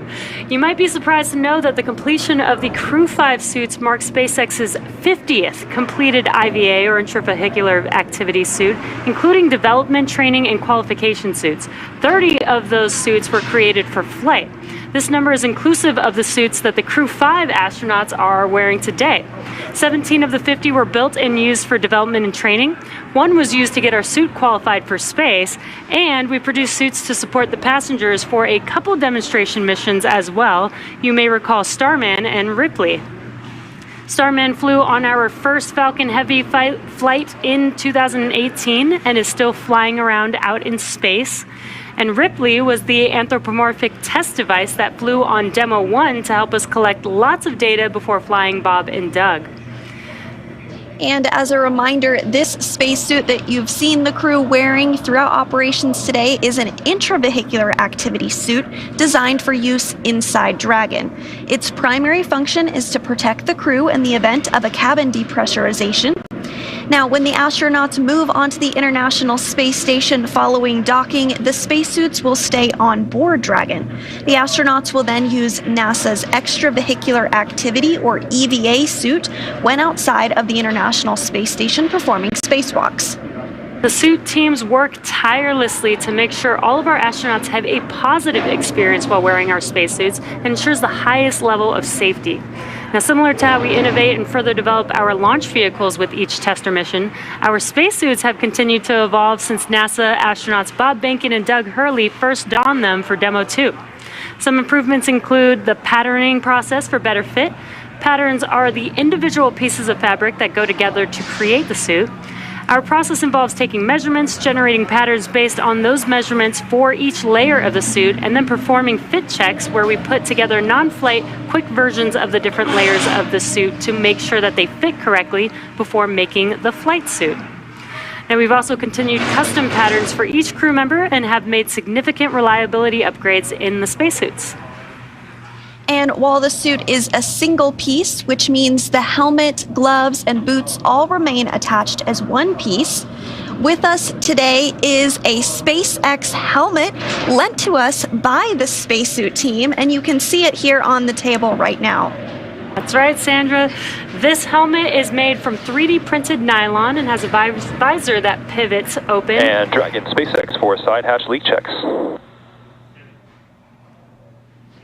Go for Dragon. Okay, Josh, we identified a potential piece of FOD on the side hatch seal when we were inspecting everything, so the closeout team is proceeding to open the hatch to address that before closing and reperforming the leak check.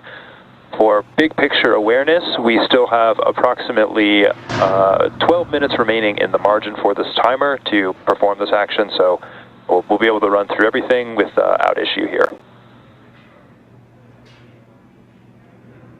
Okay, Dragon copies will be opened up the side hatch and taking a look at the pod, and we've got 12 minutes of margin. Appreciate the heads up. Good readback. So we just got an update. We were closing the hatch. It sounds like they do need to do another inspection, reopen the hatch, re-inspect the hatch lining to make sure that there's no FOD caught in there, and then perform the procedure to reclose the hatch one more time. It sounds like we do have some margin, 12 minutes of margin, so we are still on track for liftoff today. But as we were mentioning, the helmet is made from 3D printed nylon and has a visor that pivots open. It's also equipped with a microphone, which is embedded into the helmet, which allows the crew to communicate with the mission operators while suited and seated in Dragon. That's right. And those communication systems that you were talking about, you can see inside. They're not inside this helmet because it's not going to be used throughout the mission, but the crew does have the ability to hear via the helmet, and you can see the slots right there for that capability. Yeah. And so now we're going to check in with Kate while the team is working on the hatch. So Kate, how's it going over there? Thanks, Jesse. Yeah, it's super cool to see that helmet up close. Now turning our attention back to the progress with the integrated launch teams, we are coming up on T-minus 1 hour and 32 minutes. As we just heard a couple of moments ago, the closeout team identified a little bit of FOD in that hatch seal. So basically the process is we close the side hatch, we inflate the seal around the hatch to a certain pressure, and then we hold that pressure to see if there's any decay or leak, and if there is, that's an indication that something is in the seal, and that's what occurred today. So the team is in the process of reopening the hatch. They'll clean the seal out, close it, and inflate the seal and re-perform that leak check. So normal, as we heard mentioned, we do have 12 minutes of margin in the launch countdown, as I've mentioned before. The countdown is to make sure that everybody is, all the integrated launch teams are aligned, and we do build margin in order to make sure that we can deal with things like this as they come up. Similar to whenever pilot Josh Cassida had a little bit of decay, or excuse me, not decay, a lower pressure value read on his suit, so we rechecked the suit pressure there as well. So working through those, no issues. We're still tracking for for launch today, and as you can see, the crew seated there comfortably in the capsule. It looks like Anna might be taking a little pre-launch nap. I don't know if I personally would be able to pull that off, so I really admire the calmness that she's demonstrating today. So once that hatch is closed back up and we successfully leak check on that, we should be good to go. We see some movement there. She's not napping. As for the launch engineers, they are located in Firing Room 4 in the NASA Launch Control Center at Kennedy Space Center. They have a view through their large windows of Pad 39A, which is located just 5 kilometers east of them. Currently, the Falcon 9 team is loading helium and nitrogen gas into storage bottles on the launch vehicle. You see on your screen Firing Room 4 there now.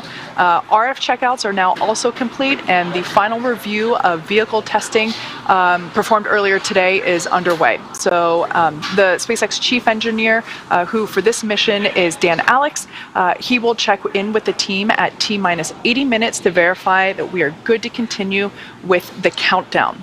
Now, the next major activity, we will flow a small amount of fuel into the first stage to prime those Merlin 1D engines for ignition. The team is also monitoring fuel and liquid oxygen loading preparations, ensuring that the propellants in the ground tanks are correctly chilled to prior to loading them onto Falcon 9.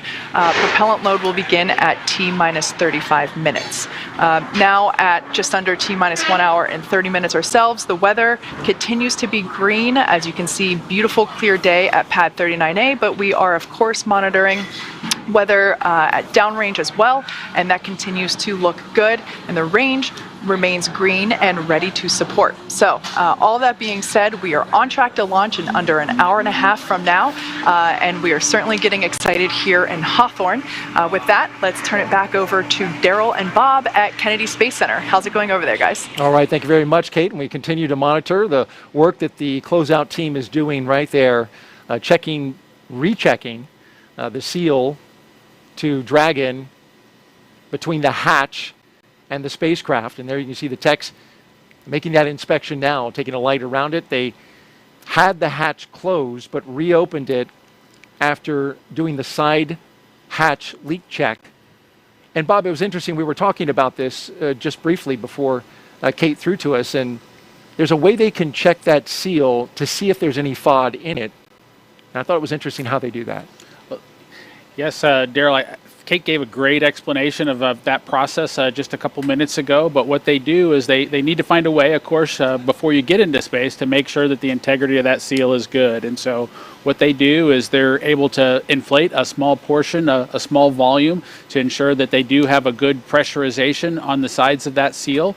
And if they do have a leak or some indication that things aren't exactly right, the most likely culprit is some sort of foreign object that's kind of captured in that sealing surface. And so the team goes back in, cleans that area out, and then we'll kind of re-accomplish that leak check to make sure that it's good before the crew gets into the vacuum of space with the spacecraft.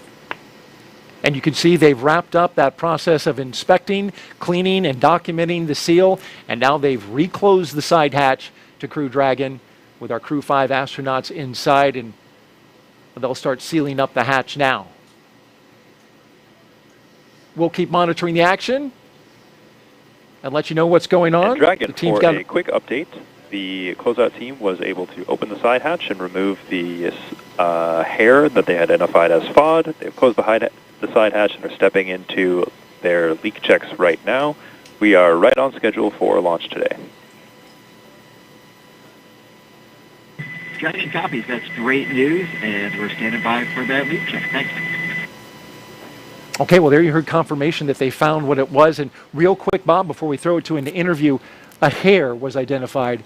It's fascinating to me that something as small as hair can actually compromise a seal.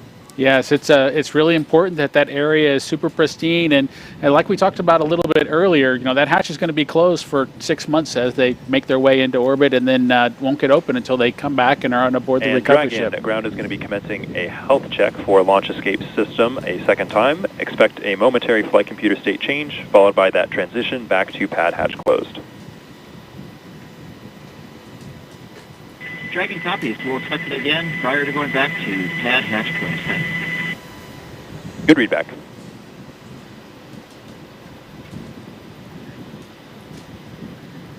We will keep monitoring the action here outside the Dragon spacecraft. You heard the launch escape system checks are coming up momentarily as they continue to secure the side hatch.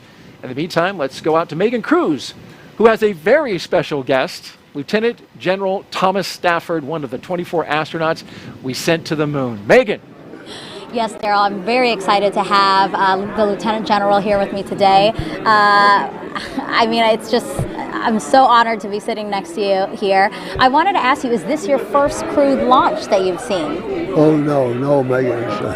I was here before when we had commercial launch number 2. So always just love to see a launch. Absolutely. Having done 4 missions, Yeah. I mean, does it make you kind of reminisce on those 4 missions you've had? You're part of the Gemini and Apollo programs, and we actually have some pictures of you from those missions that we'd love to share with everyone. Can you talk us through what this picture is? Here we are right after we've landed on Gemini 9. That was in June 6, 1966. There's Gene Cernan, my pilot. He's the first one to walk in space completely around the world. We did 3 different rendezvous on that. And we also touched down closer than any Gemini or Apollo. Wow. And then we have another picture, actually. This one's from Apollo 10, right? And that's you, the second astronaut farthest from the transport van, right? Right. So that was a great mission. It was the first lunar module to the moon. And I did the first. We were too heavy to land, or we might have had a chance to be the first ones to land on the moon. But we were too heavy to land, but we went out to 9 miles above the lunar surface, photo mapped, radar mapped, and visually mapped, picked out an ellipse that had 3 potential landing sites. He did that twice and came up and did the first rendezvous around the moon. Yeah. And then on the way back set the all-time world speed record. This picture's a little blurry, but it's honestly my favorite of the 3 pictures. Can you tell us what's happening here? You guys are on your way to the moon here, right? We're on our way to the moon. We're walking slow to the transfer van. But then on the way back, we were doing well, 24,791 miles an hour, or Mach 36. Miles per second, making 7 miles a second. Wow, wow. So that record still stands. Wow. You know, we're talking about the Apollo 10 mission and the work that you guys were able to establish to get us where we are today with our Artemis 1 moon rocket right behind us in the vehicle assembly building. Are you looking forward to the Artemis 1 launch later this year? Oh, absolutely. I worked on helping getting that through Congress back in 2010. That's the authorization that authorized it. So I've had 12 years of work on that one. Yes. Lieutenant General, thank you so much for being here, and I hope you enjoy the Crew 5 launch today. Oh, it's great to be here. The weather's good, and I'm sure you're going to have a great launch, man. Thank you so much. All right, Darryl, we'll send it back to you. Well, that was fantastic to hear from the Lieutenant General. Loud and clear. Stand by from ComCheck by Launch Control. Dragon, launch control on countdown 1, ComCheck. Launch control, Dragon, loud and clear. Launch control, loud and clear. Stand by for ComCheck by the Chief Engineer. We're getting ComCheck Dragon, right now. CE on countdown 1, ComCheck. Listening in. CE, Dragon, loud and clear. CE, loud and clear also. This completes the Falcon 9 responsible engineer ComChecks. There will be a series of these checks.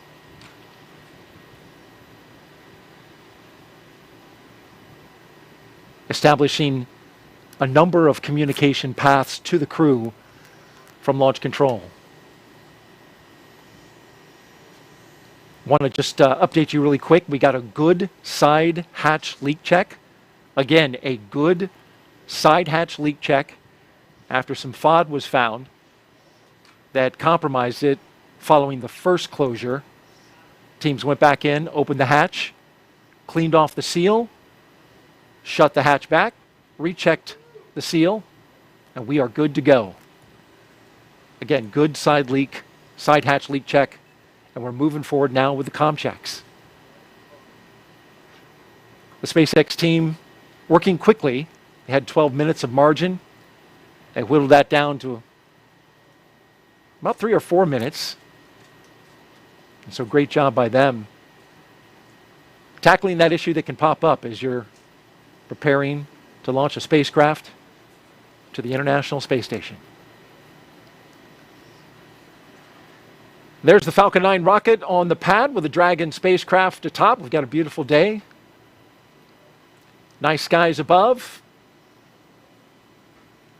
Take a little moment to listen to a special message now from somebody who's familiar to both of us, more him than me. Our previous co-host from the last crew mission, Crew 4, and the launch broadcast, a very special person to all of us here. Let's take a listen.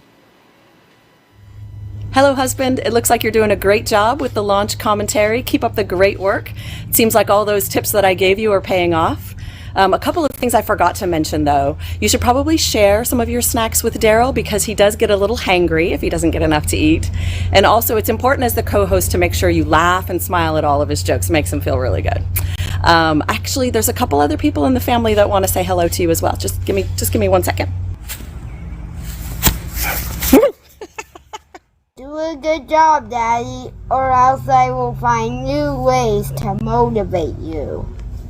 In all seriousness, though, Nicole and Josh and Koichi and Anna, I want to wish you well on your journey. You guys have worked so hard to get here. You're going to be absolutely outstanding on the International Space Station. I cannot wait to see you up there. We're going to be cheering you on from down here. Have a blast, and we'll see you when you get home.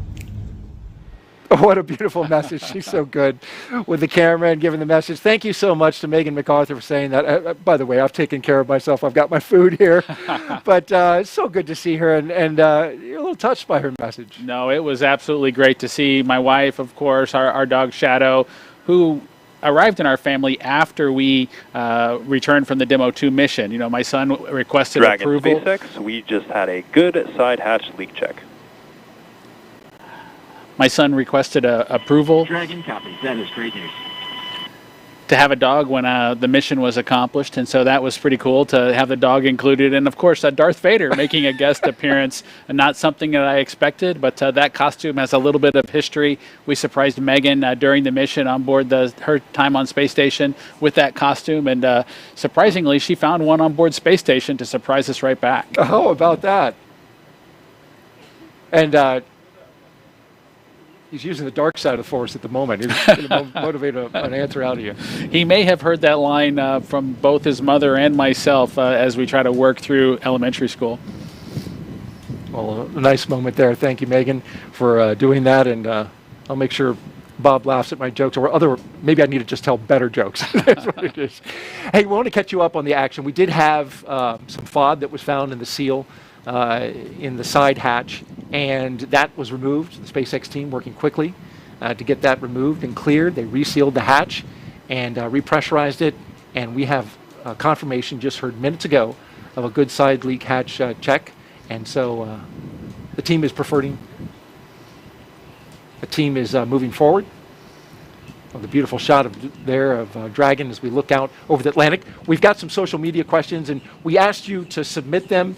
We've had a little action that we've been dealing with this morning, so haven't been able to do a whole lot of questions, but we're going to start getting to them now. And @Con asks, what kind of personal items can the crew take with them to the International Space Station? No, Daryl, it's a great question, and one that we get asked often. What kind of personal items can the crew take with them? Usually it's something small is probably the best answer to that question, but they're items that are personal mementos of family members or otherwise. You saw my son earlier in the Darth Vader costume. As you can tell, Star Wars has a special place in our family, and so we were able to glue together a small Lego ship and have my wife take that into space. I took one during my mission as well, so that we would have something that he could connect with that was part of our family, something to talk about, during our family conferences. There are many small items with individuals that you want to make a personal connections with that typically the crew will take with them. They also take something that's special to them that allows them to either remember Earth or take advantage of a hobby that they have, whether it's a guitar or other musical instrument, small items like that. It must be nice to have that connection back to Earth and your family because of, you're up there in space, and especially now with these long duration space missions lasting 6 months. And it's interesting, you mentioned the small effects. Commander Nicole Mann taking her wedding rings, but also some surprise special gifts for her family and a dream catcher that her mother made for her when she was a child. That's aboard her personal effects, which you get about 3.3 pounds of personal effects, as you mentioned. So a nice cultural memento, part of her heritage as a Native American, the first Native American woman to go to space. Let's check back now with California and toss it out to Hawthorne with Sandra and Jesse. Ladies? Thanks, Daryl. We are just 1 hour and a little over 15 minutes from launch, and it is getting more and more exciting as we get to that T0. The crew has already ingressed the Dragon vehicle. They were helped out by our closeout team. Umbilicals were attached to their suits, which provides breathing air and comms to Dragon. Suit leak checks were completed, as well as comms checks completed with the core and the launch director.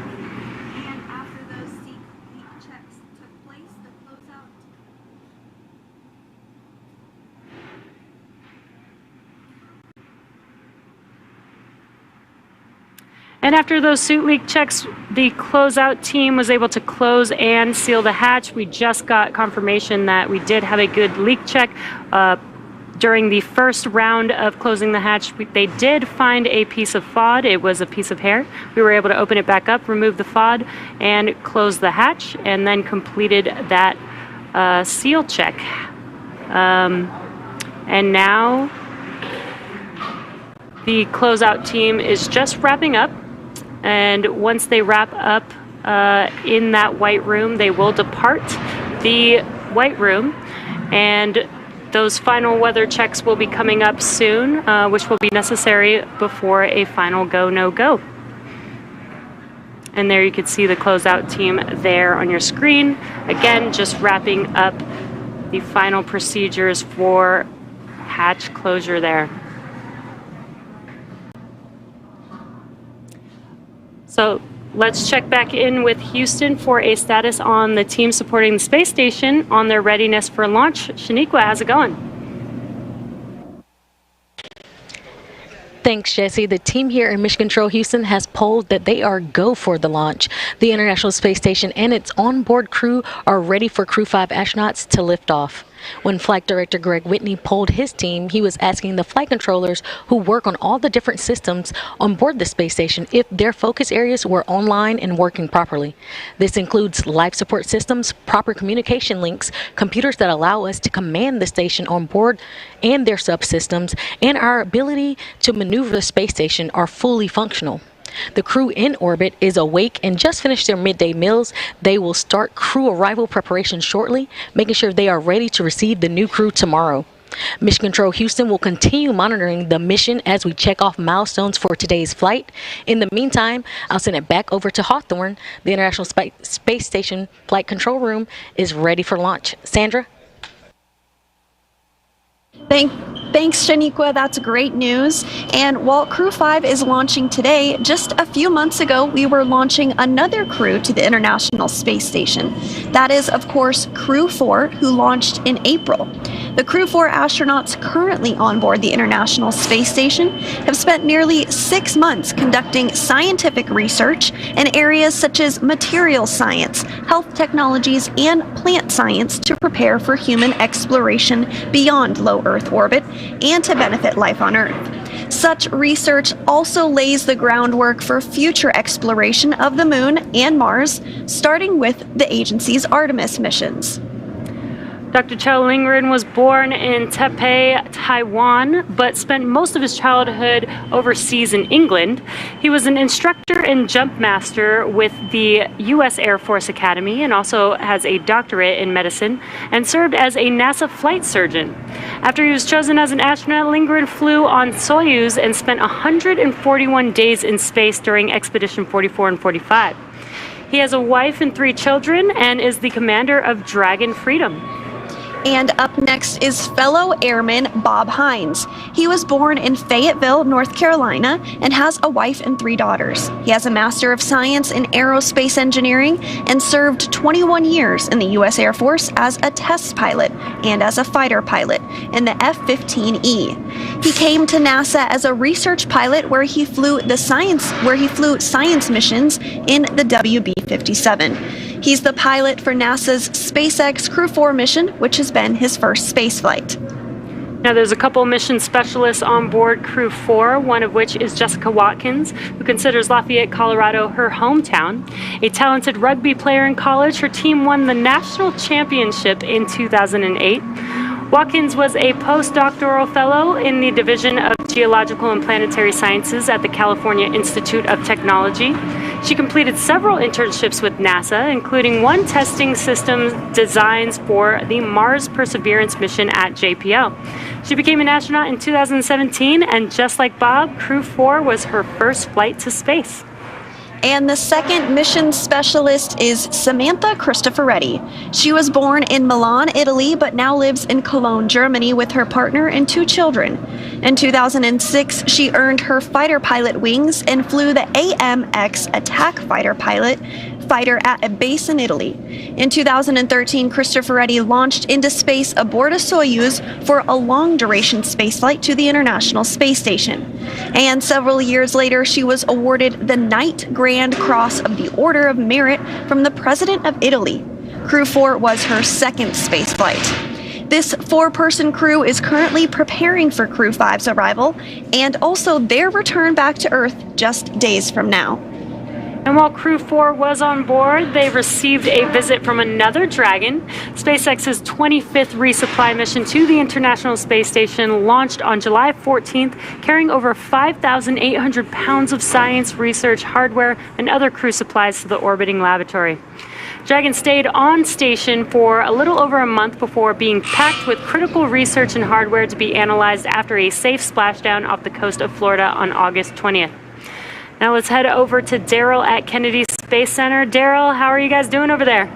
Well, thank you, Jesse and Sandra. Well, we're having a beautiful day here at the Kennedy Space Center. You can see behind us, we're at the Launch Complex 39, where Media are gathering, getting ready to count down the final hour as we get ready to watch Crew 5 launch into space. It is a big day, and especially here at the Kennedy Space Center, where we have just been cranking out the launches, Bob. 3 launches in 3 days from 3 different pads. We had the Atlas V going off from 40 yesterday. We've got Crew 5, of course, from Launch Complex 39A today, and then tomorrow, SpaceX launching from their other launch pad, Pad 41. It's hopping. Outstanding to see all that action down here at the Kennedy Space Center. And again, it's a beautiful day. I'm looking forward to seeing the Crew 5 folks get into orbit. Indeed, and liftoff time is still holding for noon Eastern time, 56 seconds after noon, if you want to be right on the second. We're also tracking no issues at the moment with Falcon 9 or Dragon. We did have an additional suit leak check that we performed, as well as a spacecraft leak check. Those are good to go. Dragon now good to go. The range is green. And of course, the weather is doing fabulous here at the Kennedy Space Center. Downrange, they're watching some winds in the abort corridor, but they're looking good right now. And so the crew of Crew 5, talking about Commander Nicole Mann, pilot Josh Cassada, and mission specialists Koichi Wakata and Anna Kikina, well, they donned their spacesuits in the historic crew quarters suit-up room this morning. They woke up around 4:30 a.m., donned those suits around 7 a.m. They walked out of the crew quarters building as every NASA astronaut has done since Apollo 7. And then they were transported to the pad where they climbed inside the SpaceX Dragon Endurance for its second flight. Now we are seeing them live while they await liftoff. Bob, you lived this with your fellow astronaut, Doug Hurley. What is the crew doing right now at this moment? You know, Daryl, it's a good question at this point. I think you can see on the camera that what the crew is really focused on right now is relaxing.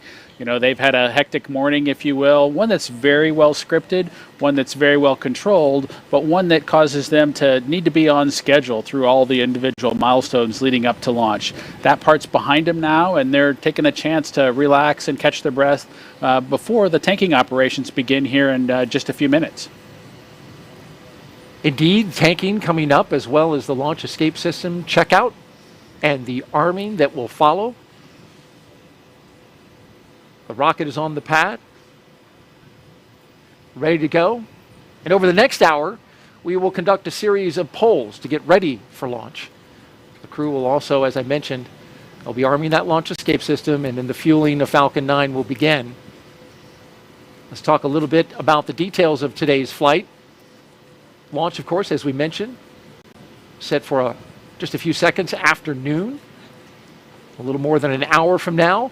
And then Crew 5 astronauts will race towards space, reaching orbit in about 12 minutes.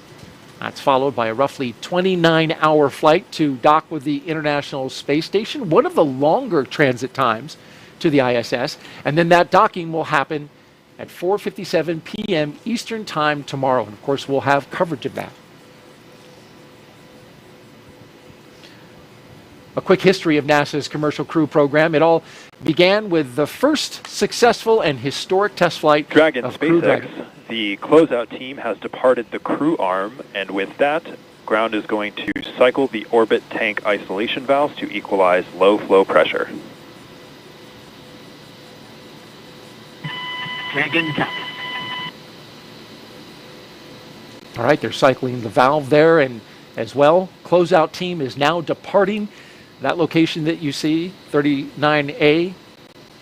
They'll be making their way off the pad, and that'll lead us into getting ready to fuel the rocket. Of course, I was talking about the historic test flight for my partner here and co-host, Bob Benkin. His crewmate, Doug Hurley. Together they flew the mission that was called Demo 2. And after Bob and Doug returned, of course, NASA was certified with SpaceX to fly astronauts regularly to and from the International Space Station. And of course, that led to the regular rotational missions that we see today, the 5th rotational mission to the International Space Station.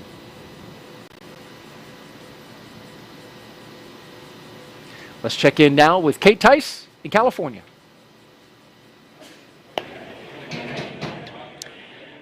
Thanks, Daryl. Quick status update for those that have recently tuned in. We've had a smooth countdown so far today. You can see there on your screen, our 4 Crew 5 astronauts have ingressed. They are in their seats. Their 5-point safety harness is buckled in, and they are looking relaxed and ready to go.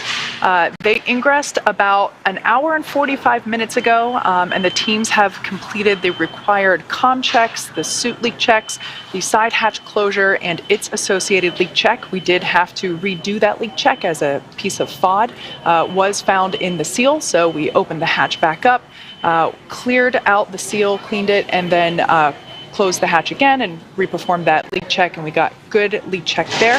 And we heard just moments ago that the closeout team is beginning to depart the pad, and at that point in time it'll just be the Crew 5 astronauts left on the pad once the closeout team departs the BDA. At this point in time, I'm happy to report that the SpaceX team is working no issues, and the pace is certainly beginning to pick up. As for Falcon 9, our 2-stage reusable rocket, final propulsion checkouts of the first and second stages and the engine began a few minutes ago in preparation for propellant loading. This involves testing and cycling valves and engine pneumatics pressurization. At T-minus 45 minutes, the team will report their readiness for prop load with a final electronic go, no-go poll. Again, that prop load will begin at T-minus 35 minutes. As for Dragon, before we can start loading propellant on Falcon 9, we still have a few Dragon-related tasks to perform. First, we need to retract the crew access arm away from the Dragon capsule. We can see it there, currently connecting the crew tower to the capsule. We will need to retract that access arm away to its launch position. That will happen between T-minus 44 and 42 minutes, so shortly coming up. That will be the last physical change to the crew tower. With the access arm out of the way, the launch escape system will then be armed. Once those two events are complete, Dragon will be ready for Falcon propellant loading. We did hear earlier in one of the pre-launch briefs that once the launch escape system is armed, we will not have the ability to recycle. So we are basically locked in for launch today as soon as we have that launch system armed.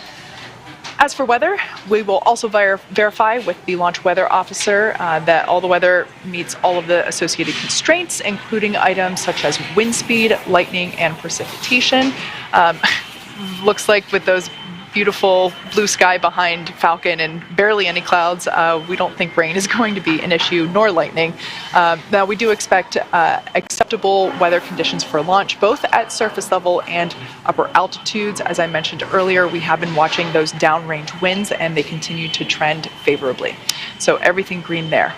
As for the range, currently clear for launch from historic launch pad 39A, the worldwide network of ground stations, and the tracking and data relay satellites, or TDRS as you hear us refer to it as. Those are ready to support Dragon as it heads into orbit. Today we have an instantaneous launch window at 12 p.m. Eastern, noon on the dot. Once we begin loading propellant, there is no opportunity to change that T0. The timing for Dragon to rendezvous with the International Space Station is incredibly precise, down to the very second. So we only get one chance at it today. But at good news, at T-minus 1 hour on the dot and counting, we are go for launch. And we are now less than 1 hour until liftoff. This day is Dragon, the you are go for section 6. When ready, report go for launch. Dragon copies. We're stepping into section 6 at 4.100, preparation for LES Army. Good readback. So again, we are now less than 1 hour until liftoff, and this day is the continuation of regular crew flights to the space station from U.S. soil. SpaceX's Crew 5 mission will be the company's 6th crewed spaceflight for NASA, following the crewed test flight Demo 2 and 4 previous operational crewed missions to the International Space Station. It will also be SpaceX's 8th crewed spaceflight overall, including the private orbital mission Inspiration 4. Today, our crew is flying on board Dragon Endurance. It will be the second flight for this capsule, and it will be taking a ride on a brand new Falcon 9. Now, it's been a great countdown so far. Weather, as Kate has been updating us with, is still good for T0, so the excitement just continues to pick up here as we get closer to that T0. Spacex Dragon in Section 6, Crew 5 is go for launch. Copy that, Nicole. Crew 5 is go for launch.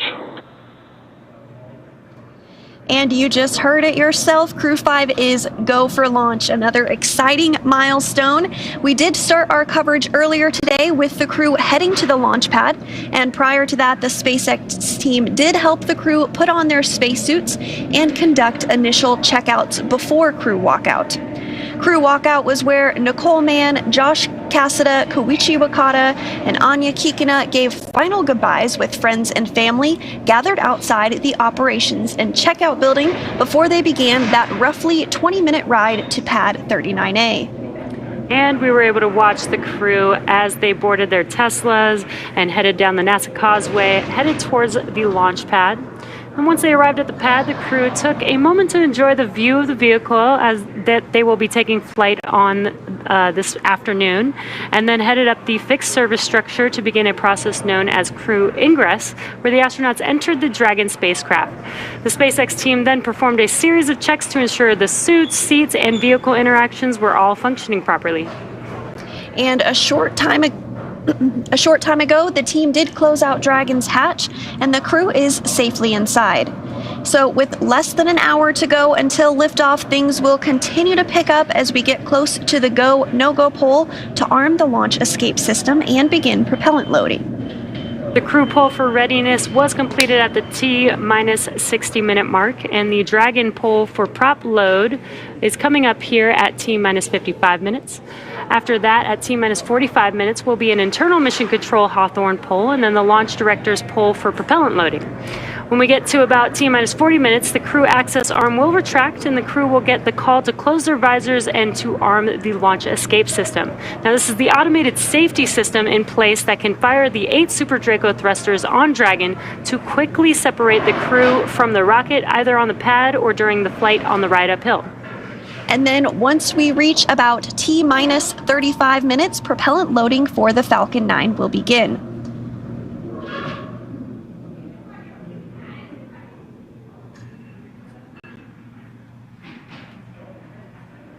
So we did hear that the crew is go for launch. Great news. So with that, let's send it back to the team in Florida. Megan?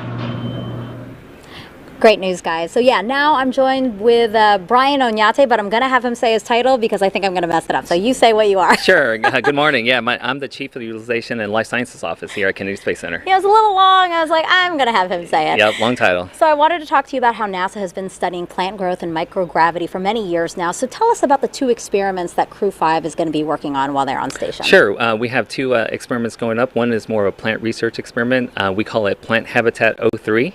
It will be going into the advanced plant habitat, and actually that plant experiment is doing a generational study. So as you can see, that's the advanced plant habitat, and those the plant that is growing in there is called Arabidopsis. It's our model plant, and basically we're going to grow that and get it all the way to seed, and the study is basically getting those seeds, bringing them back, and then reflying those seeds to see what happens. So what's interesting is... And the second picture, right, that we have, that's how you capture the seeds. Yeah, that's how we capture the seeds. What's interesting about those seeds, they're actually the size of pepper. So imagine the pepper that you put on your food, very tiny, very small. So we had to actually develop these capture bags to grab those seeds. So what we're noticing is in a previous experiment, the DNA of the plant actually changed, and it almost seemed like it was trying to protect itself from the environment of space, the harsh environment that's up there. So what we want to study is, can we actually grab those seeds, and will those seeds remember that environment? So when we fly the second generation, will they kind of have a leg up? Will they go already kind of pre-programmed to protect themselves, so that way the plants will thrive in space? That's interesting. Yeah. Why is that something that you wanted to see? What can we learn from that or use? Yeah, so what we can do is, for exploration with NASA, obviously we want to get to the orbiting station around the moon one day, or the surface, or the transit vehicle, or Mars. How can we better prepare the plants that we send, or the crops that we send up there, so that they actually are ready to go, they'll thrive, and we understand what's happening so that the crew can actually consume something great. So Always forward thinking here at always NASA. forward We're thinking. great. Yeah, always forward thinking. Well, let's talk about the second experiment. That one's called Veg05, and we have some props here to kind of walk people through that, Yeah, right? we do. Yeah. So Veg05, it's actually we're growing dwarf tomato plants, Okay. and we're going to put them in this what we call here is a plant pillow. It's what's interesting is actually made out of Kevlar, so exactly what police use in their police vests. So I guess they might be bulletproof plant pillows, but yeah. So these plant pillows, it's just basically how do we hold the soil, how do we put the fertilizer and the seed in there in order for us to grow the plants. Because they would just fly around on the space They station. would just fly around on the Sure. space station. So we have a little what we call a quick disconnect here. This is where we apply the water. So once we apply the water in there, we have to keep watering it like here on Earth and just let the plants grow and let them thrive in space. So And you mentioned the fertilizer. yep, the fertilizer and the arsenite. So what you see there on the right there is the arsenite, which is actually clay chips, right? It's the Okay. soil that basically allows the water to be absorbed and allows the plants' roots to kind of grow in there and grab water and nutrients. The second there that you see there is the fertilizer, and it's a slow release fertilizer. So when we add water into it, it kind of dissolves little by little, and it provides the food that the plants need so that they can grow. Okay, Yeah. so why is this important for us on space, but also here on Earth to learn about this particular experiment? Sure. Both of these experiments are important. One is obviously for exploration, we want to make sure that the seeds that we send, the plants that we grow, will thrive, right? So how can we make them excel in space, right? And the second piece with Veg05, which we find interesting, is how can we actually give food for the crew to eat on orbit, right? Sure. So healthy, nutritious food. This is actually going to be our second flowering plant that we grow in space, which is awesome. So they'll grow up there, they'll have to pollinate, and the crew members might have to be our space bees. Oh. We don't have bees up there to help us pollinate, so they Sure. might have to, help with pollination. They'll grow, and then hopefully they'll get some nutritious fresh food up Great. there. And Yeah. the benefit, what I find interesting here for Earth is there's a lot of things that we learn with ISS. ISS is basically a laboratory or another test tool. So we really want to see what data can we gather from growing up there. So when we bring it down to Earth, if we're in a stressful environment or another environment that is challenging, Sure. what did we learn up there so we can actually grow better crops here on Earth? I love So- hearing about the science, Brian. Thank you so Yeah. much for sharing that with No us. problem. Sounds All right. great. Thank we'll you. send it back to you guys. Thank you, Megan and Brian. And throughout the show, we've been taking your hashtag Ask NASA questions from social media. We have time for a few more that have been coming in, and we appreciate those questions coming in. If you want to submit one, it's hashtag Ask NASA on our streaming channels, NASA Facebook, Twitter, YouTube, and Twitch. The question is from Aditi on YouTube. He asked Bob Binken, how was the launch experience different on Space Shuttle and Crew Dragon? Was one better than the other?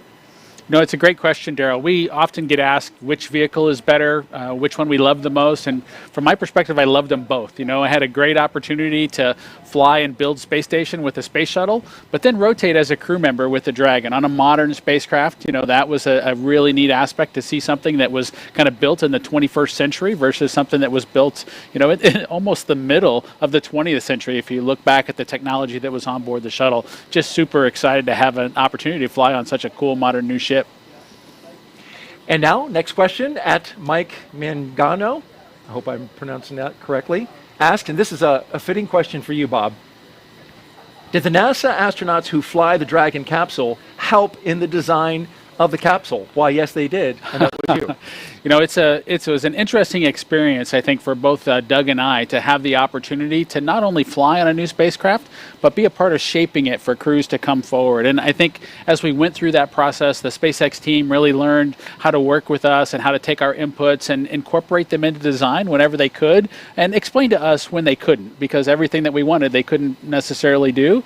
But we were able to compromise and come up with good solutions so that years later, maybe in Crew 5's case, they wouldn't be cursing Bob and Doug's name as to what they had agreed to or said was acceptable when the time came. We wanted to have opportunities for them to have choices. We included the opportunity to write on paper, but also to have a tablet, so that crews, as they went forward with their missions, would be able to find the place that, helped them be as successful as they could be. And so I'm hopeful that there just aren't too many curses associated with Bob and Doug, and it's mostly, hey, those guys, they were thinking when they did this. So.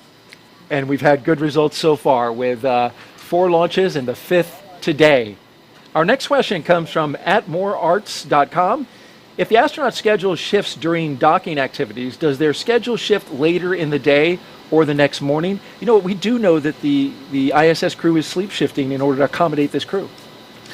It's true, Daryl, that the crew actually has to sleep shift to accommodate the schedules of the vehicle traffic that arrives on board the space station. There are even times when the vehicle arrives a few minutes early or a few minutes late, and the crew needs to be ready for that as well. And so the crew does shift their day around to support all the operational activities, not only vehicle traffic and arrivals, but a spacewalk may impact things, or other activities that are happening on the ground, for example, might drive a schedule to be specific as well.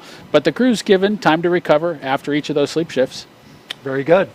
And for those watching, if you want to ask a question of Bob Behnken, just follow us on Twitter at NASA Social, or check us out on the web at nasa.gov/social. Thanks for answering those questions, Bob. Great job. Let's send it now back out to Kate at SpaceX for an update on the countdown. Kate? Always love hearing those responses from any astronaut, but especially Bob, because he flew on our DM2 mission a couple years ago. So at this point in time, we're now under an hour. We're at T-minus 48 minutes, and the SpaceX launch team is finishing the final review of data from checkouts of Falcon 9 over the last hour. The launch director has verified with the launch weather officer that weather meets propellant loading constraints. So next up will be to poll the team for readiness, both for propellant load and for launch. This will be the last poll before liftoff. The 7 SpaceX responsible engineers, often called REs, indicate that they are go by electronically voting on the online countdown procedure. The launch director, or LD, as you hear it called on the nets, also checks with the Dragon mission director, or MD, and the NASA launch manager to make sure that they are also ready. Earlier, you saw the vehicle assembly building called the VAB. The Falcon and Dragon launch team, as well as key NASA launch members, are in the Launch Control Center adjacent to the VAB. They have a view straight toward Pad 39A through the large windows of Firing Room 4. Now there on screen, you can see the Dragon capsule on the right-hand side. The crew access arm is still in the service position. I've recently heard that the closeout team has departed the tower, and they are in the process of departing the blast danger area. Now, with the crew on board Dragon waiting for next instructions, which will be to stow the crew arm for launch, the crew arm sequence will be armed and initiated. We should get a good view of the access arm as it Attention swings. operators on countdown. Polling is complete. The team has pulled go for crew access arm retract, LES arm, propellant load, and launch. For all operators in MCCX and Firing Room 4, both control rooms will go into lockdown at T-minus 45 minutes and will remain in that state until launch escape system is disarmed. All operators are to remain at their console and maintain a sterile cockpit until MD confirms successful disarming of the launch escape system, following orbit insertion or propellant offload in the event of a scrub. For non-urgent no-go conditions, brief the CE or LD, and they will approve aborting the countdown. For urgent issues affecting the safety of the operation, operators shall call hold, hold, hold on the countdown net. Launch control will abort the launch auto sequence and immediately proceed into launch abort. At T-minus 10 seconds, launch control will be hands-off, relying on automated abort criteria for the remainder of the count. Operators advise the launch director whether structural breakup or fires imminent or occurring per Dragon manual escape flight rules. Launch control at this time may proceed with arming the crew arm for movement. Launch control copies, proceeding to arm crew arm for movement. All right, quick recap there. All really good news. It sounds like the final poll has been conducted and all of the responsible engineers polled go, as well as the range they polled ready for launch, and the NASA team, the NASA launch team is also ready for launch. So everything continuing to look good. We just heard there that the crew arm, the crew access arm will be armed for retraction, meaning it will move away from the Dragon crew capsule. Access arm retraction started. All right, and there we should get a view of that crew access arm now moving away from Dragon capsule. Again, this will swing out into its launch position. This is the final change to the crew access arm, to the crew tower. Of course, the transporter erector will move away from the rocket as it lifts off and just shortly before liftoff. So that, in fact, will be the last major physical change that we see to the pad. But this crew access arm retraction is the final, will be the final state for the access arm for launch. This retraction should take about a minute to complete. Now, as I mentioned before, the range continues to be go for launch, monitoring the clearance area around the launch pad as well as air and sea space around the flight corridor. And of course, here at Kennedy Space Center, as you see on your screen, the conditions are gorgeous. Everything continues to be acceptable for launch. Many things go into consideration, such as ground winds, any rain that might be in the area, as well as potential for lightning, any thick clouds, and of course, as I mentioned before, downrange landing zones. We have mentioned before that we've been tracking those, but everything continues to look green for launch. At this point in time, everything is looking on time for our liftoff at noon Eastern. We can see that crew access arm continuing to retract. Pretty cool shot there from inside the arm on the right-hand side of your screen as we see Dragon slowly move out of the frame. So with all that being said, the teams are ready. We will begin the propellant load at T-minus 35 minutes. And we are getting excited here at SpaceX headquarters. The energy is definitely starting to pick up outside of mission control. But with that, let's hand it off to Daryl to check in back over there at Kennedy Space Center. All right, thank you, Kate. And back here on the lawn and the host desk, looking out at what one of my coworkers called a picnic vibe, with the media and NASA social folks all joined here to watch Crew 5 launch in just crew about access 42 arm minutes. retraction complete. And there you heard confirmation that crew access arm has fully retracted from the rocket. A gorgeous shot there from our flight operations team here at the Kennedy Space Center, a helicopter encircling the pad right now to give you that view. Great job, fellas.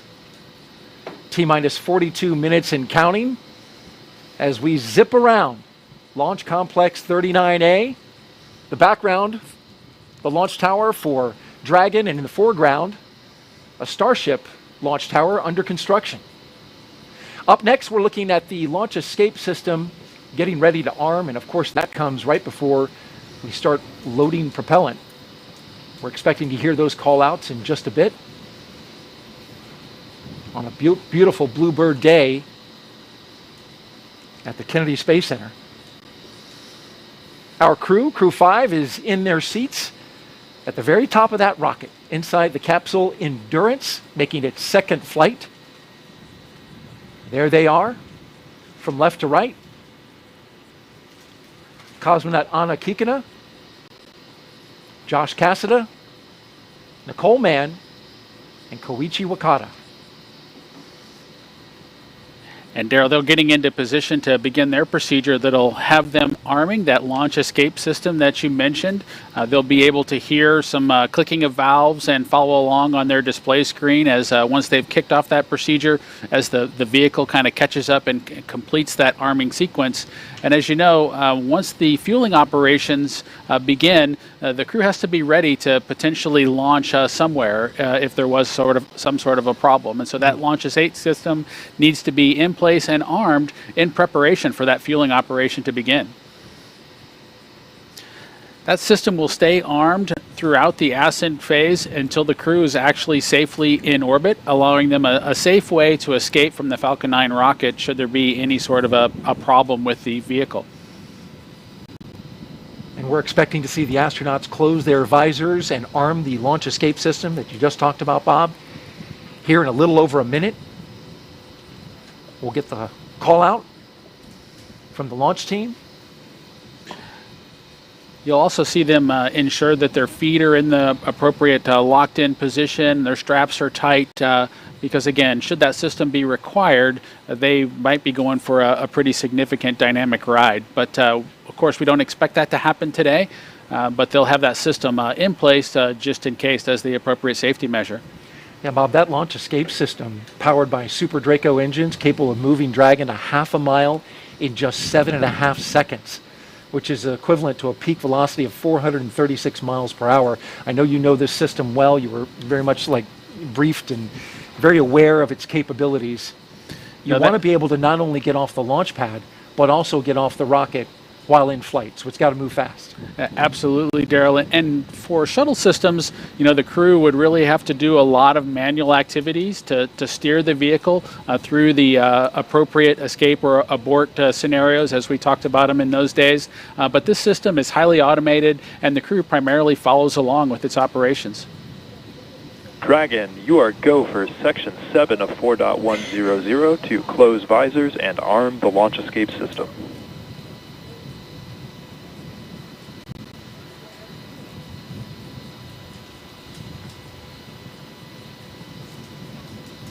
SpaceX Dragon copies stepping into Section 7. All crew visors are closed. We are arming the launch escape system.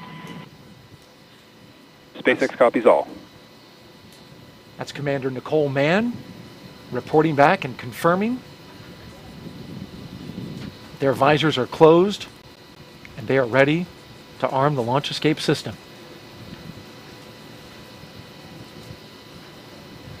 And you can see the crew members pulling their straps and ensuring that they are buckled in, because from a crew perspective, that relaxation period that I talked about earlier is now over. Yeah, it's all business now.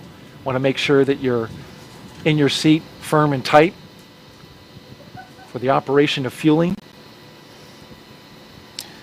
This is also the part of the operation that starts to be a little bit different than training. You really can't capture the This tones. is MD on countdown 1. Launch escape system is verified armed. All right, we got the verification of the armed escape system. So from a training perspective, the sounds and things that the crew will hear during the loading operation are just different than they're able to capture from a training perspective. And so now's when it starts to, again, be a little bit different from a crew perspective. There's no simulating that system. There is some acoustics that they tried to capture. Falcon 9 tanks will be venting for the start of prop load. Expect loud venting. That they tried to capture with the Demo 1 audio, if you will. But as you heard in the comm that just came through there, you need to get reminded to expect loud venting during some of the operations. And these are new things from a crew perspective that you've been briefed on, but now you're going to hear them for the first time. 3 of the 4 crew members inside that capsule right now have never flown to space before. They are first-time flyers. The lone exception, Koichi Wakata, who was a veteran with JAXA, and he is getting ready to embark on his 5th flight to space. And as we wait for the next mark,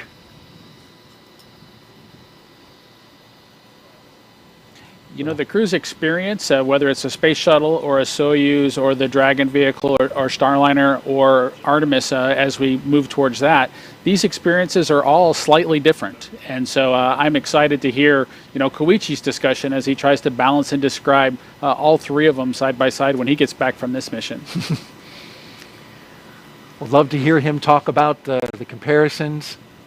There's only a few astronauts like him, right, that have been able to fly on all 3 vehicles. Yes, and as we go forward here with the Artemis missions coming forward, I'm excited to have folks compare and contrast their Orion experience, their SLS experience with Falcon 9 or our other rockets. That's going to be fun. Just a few seconds now, and we're awaiting the confirmation to the beginning of loading propellant into the Falcon 9 rocket. With a beautiful shot there as we encircle the launch pad.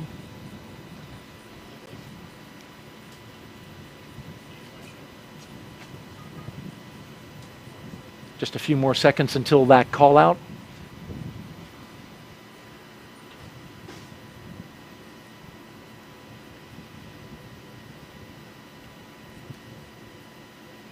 Propellant loading has started.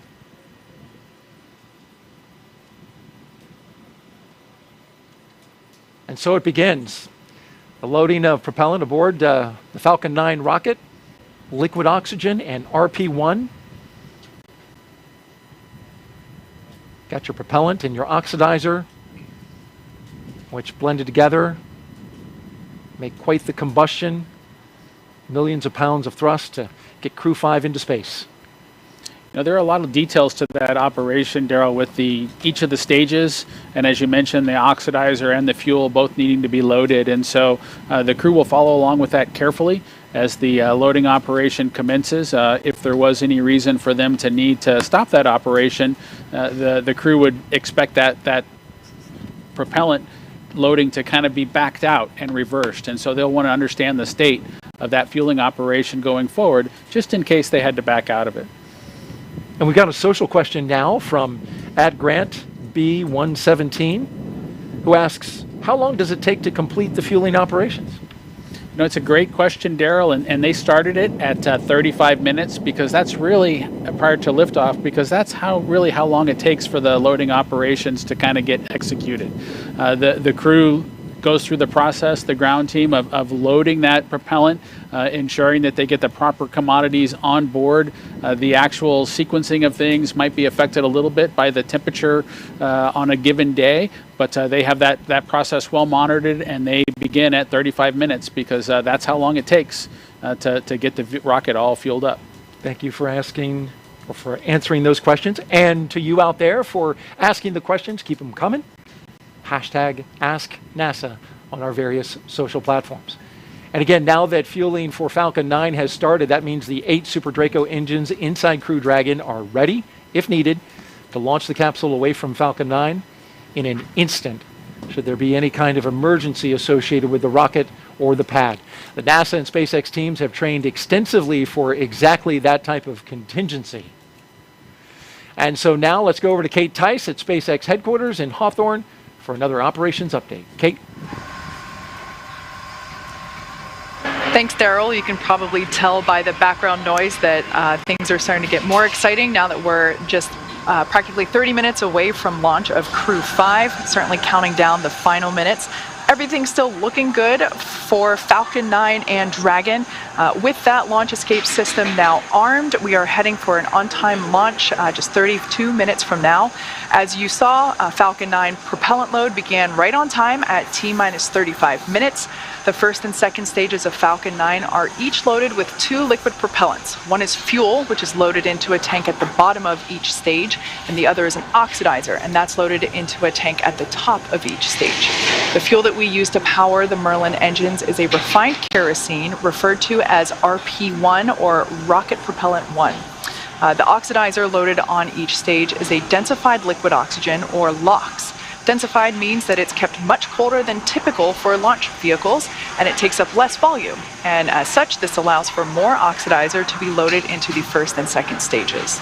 Now, to ignite the fuel and oxidizer in the Merlin rocket engine, we use an ignition fluid called TTEB. When TTEB comes into contact with oxygen, it burns, giving off a green-colored flame. Once we have that flame going, we add in the kerosene fuel to the Merlin chamber, and the engine ramps up to full power. You might actually be able to see that green flash just as the second stage engine ignites following stage separation, which is expected to happen about 2 minutes and 48 seconds into flight. Right now, we're topping off helium into pressure vessels on both stages. This is used to pressurize tanks in flight as propellant is pulled out of those tanks by the Merlin turbo pumps. Now, on board the spacecraft, the astronauts are monitoring systems from their crew monitors. Stage 1 cryo-helium loading has started. All right, there we just heard that the cryo-helium load has begun. Again, that is going into those pressure vessels that I mentioned earlier. Now, the crew training simulator has included playback of the sounds that were recorded in a previous Dragon capsule during recent flights. So all of the pops and the hisses that the vehicle puts out, all the crew has heard those before, though not live. So they are prepared for all the noises, the extra noises that they're now hearing. As for the range, continues to report no problems. They are go to support launch.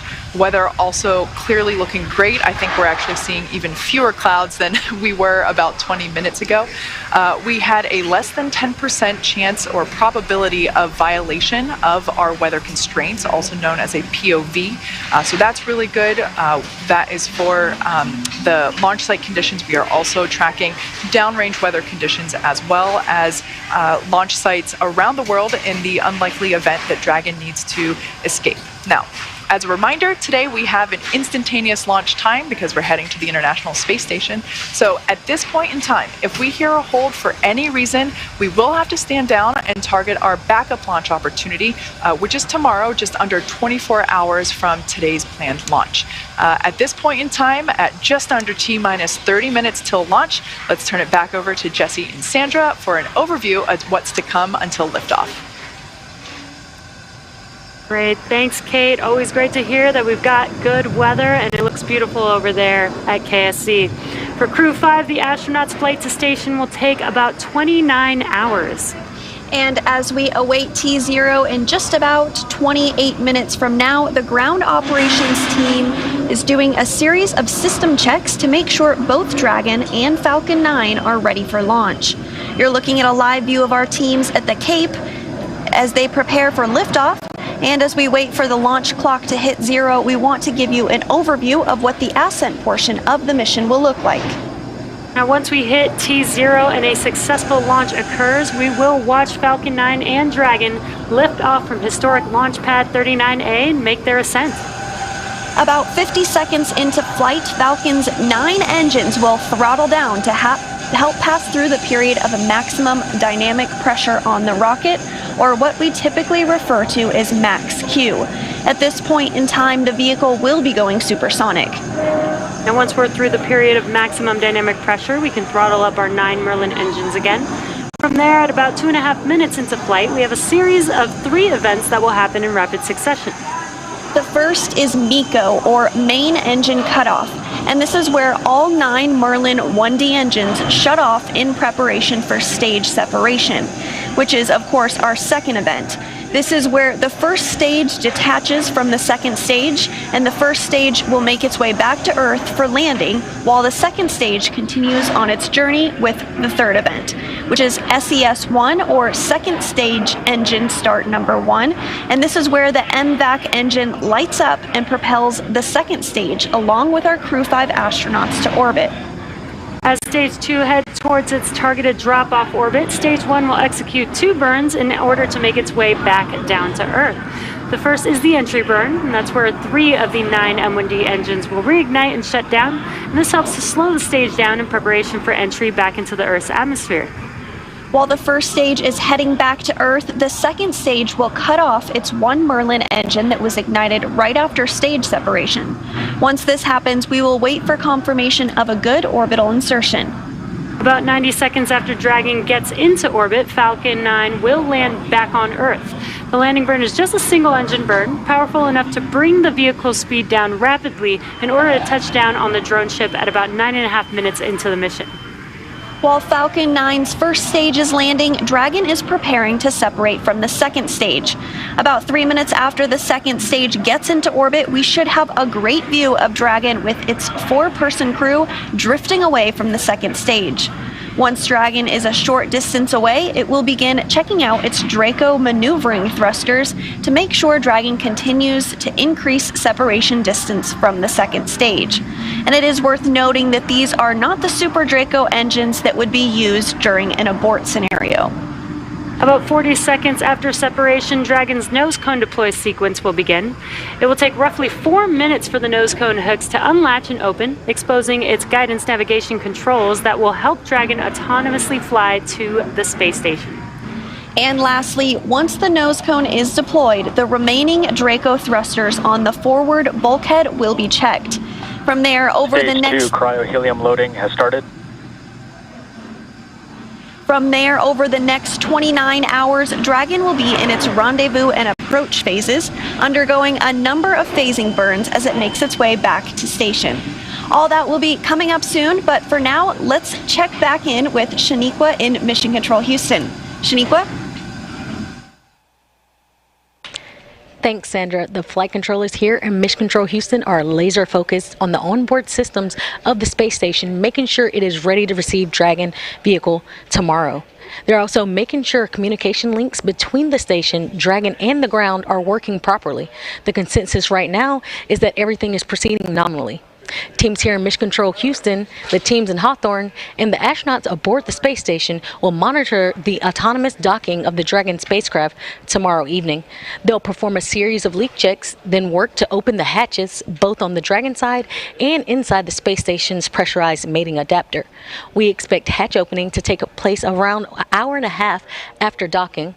And once aboard, the astronauts will be greeted by Station Commander Samantha Cristoforetti, and then the whole station crew will join in for welcoming remarks to the new crew members. Now, due to critical science, this welcoming remarks will be about 90 minutes after the crew is on board. Once on board, the crew members will no longer be referred to as Crew 5, but rather as flight engineers of the International Space Station. Here in Mission Control, Flight Director Greg Whitney is on console overseeing the team for launch, and he will be back tomorrow for docking. We'll be on air continuously through Crew 5's arrival, but live coverage of docking is expected tomorrow around 4:57 p.m. Eastern Time. That's it from now. From Mission Control Houston, I'll toss it back to the team in Florida. Daryl, how's it looking? Well, it's wonderful out here, Shaniqua. Wish you could be here. We got picnic weather out here at the press site and Launch Complex 39, where we are looking out for the launch of Crew 5 from historic Launch Complex 39A, a beautiful sweeping shot of the lawn where we have our special guests. The media are here. We've got NASA social folks who are out on the lawn, and of course, me and Bob. Bob's riding shotgun here as we take our coverage to the next level at the final 23 minutes of liftoff. Now, from the countdown rather. We are just seconds away from the 5th astronaut rotation mission to the International Space Station under NASA's Commercial Crew Program. Commander Nicole Mann, pilot Josh Cassada, and mission specialist Koichi Wakata and Anna Kikina are strapped into their seats inside the Dragon Endurance at the very top of this rocket here. We are listening in to the communications as they talk live to the Falcon 9 team. The rocket is fueling. The operation is doing well. And the launch escape system is armed. Of course, that means Dragon is prepared to launch itself away from the Falcon 9 rocket in case of an emergency on the pad or after liftoff. So far, operations looking and sounding as expected. And we are counting down to our liftoff at just after noon, 12 p.m. and 57 seconds after the hour Eastern time. There was a 1-second adjustment. That's pretty typical as happens when we get to this stage of the mission. The mission is the continuation of rotational crew flights to the International Space Station from U.S. soil on private rockets and spacecraft. Of course, this would not have been possible without the success of the NASA SpaceX Demo 2 test flight now 2 years ago, and of course the safe delivery and return of crews 1, 2, 3, and eventually here in about a week, Crew 4. Of course, we're happy to have the pilot from Demo 2, and that's Bob Binken. Appreciate you being here, been giving us some great thoughts and explanations about everything that's been happening. Well, thank you, Daryl. I'm super excited to be here for Crew 5 and get a chance to relive my experience during the Demo 2 mission. And it's been a great one so far. We've watched the crew get into the capsule. We've watched, they worked through a couple of issues early on, but those have been cleared. A suit leak check and a hatch leak check that had to be double checked. Now we're rolling along and moving towards liftoff. A couple things that are coming up as we count down. We're going to have stage 2 RP1 load complete. That's in 20 seconds. A few seconds later, we'll get strong back chill. That will begin in order to set the stage for the stage 2 liquid oxygen load.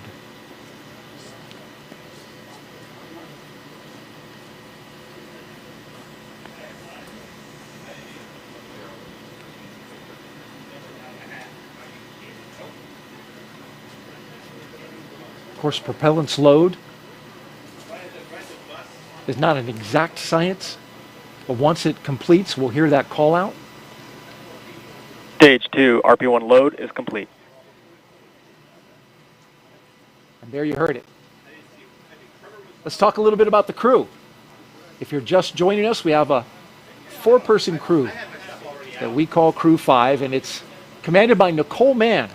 She holds a Master of Science in Mechanical Engineering and is a colonel in the Marine Corps. She was an FA-18 Hornet and Super Hornet test pilot and deployed twice aboard aircraft carriers in support of combat operations in Iraq and Afghanistan. Nicole was selected by NASA in June of 2013, and in the years that followed, led the astronaut corps in the development of hardware for our Artemis program.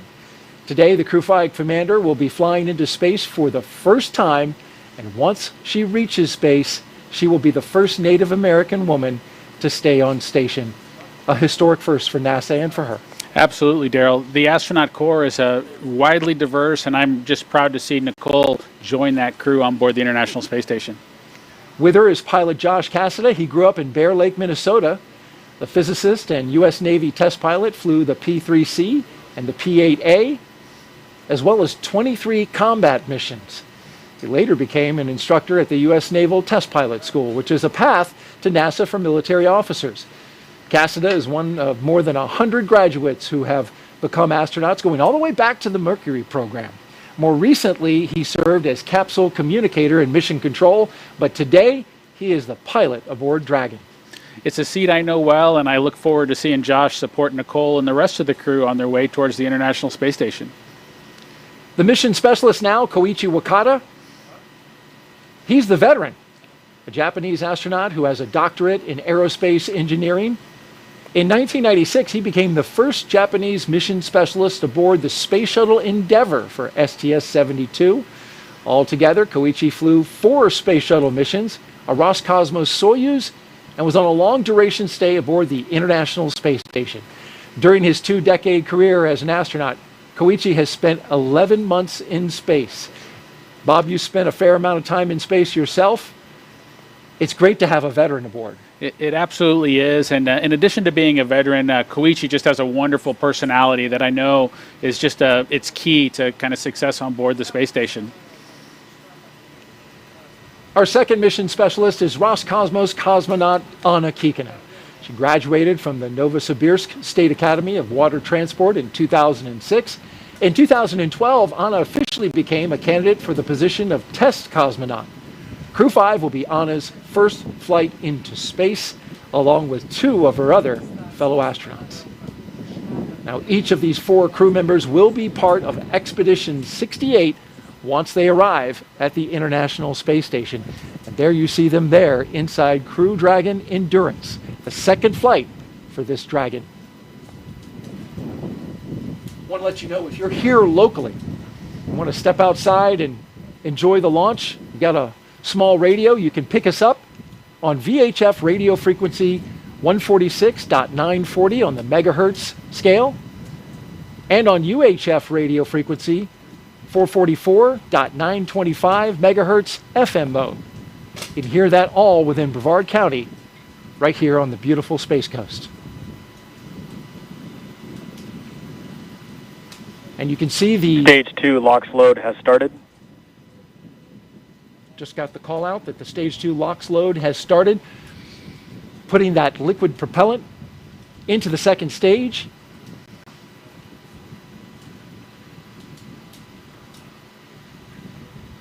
Let's check back in with Kate Tice and get an update from Hawthorne. Kate? Thanks, Daryl. We are T-minus 16 minutes away from launch, and everything continues to look great for Falcon 9 and Dragon. Falcon 9 began prop load at T-minus 35 minutes. The loading of RP1 fuel on the second stage is complete. That finished at T-minus 20 minutes. Fuel loading continues on the first stage. It is almost complete. That should be wrapping up here momentarily. Densified liquid oxygen loading is underway on both the first and second stages. Those look to be about 80% on the first stage and has only just recently begun on the second stage. So not much there yet. That will wrap up at T-3 minutes and T-2 minutes respectively. Now, as for checkouts of thrust vector controllers, what we call TVC wiggles, those are coming up. We basically check to make sure that the thrust vector controllers are able to actuate the engines themselves. That's what helps create gimbal for those engines, and gimbaling is actually how Falcon 9 steers itself. So those are coming up along with throttle valve checkouts on the engines. The Dragon mission director and team are currently reporting no issues, so really good on that front.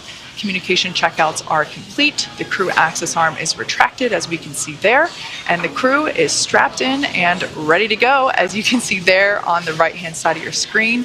Everybody continuing to monitor prop load there on their crew monitors. Now, final instructions to the crew. Continued call-outs on the countdown nets as we get closer to liftoff. As for range, they continue to be go, continuing to monitor the launch corridor, and everything remains green. As for weather, we're looking at 7-mile-per-hour winds at the launch site, and as I said before, as the countdown continues, we are seeing fewer and fewer clouds. Just an absolutely stunning day there at Kennedy Space Center. Let's check back in with Daryl to see the last couple minutes prior to liftoff.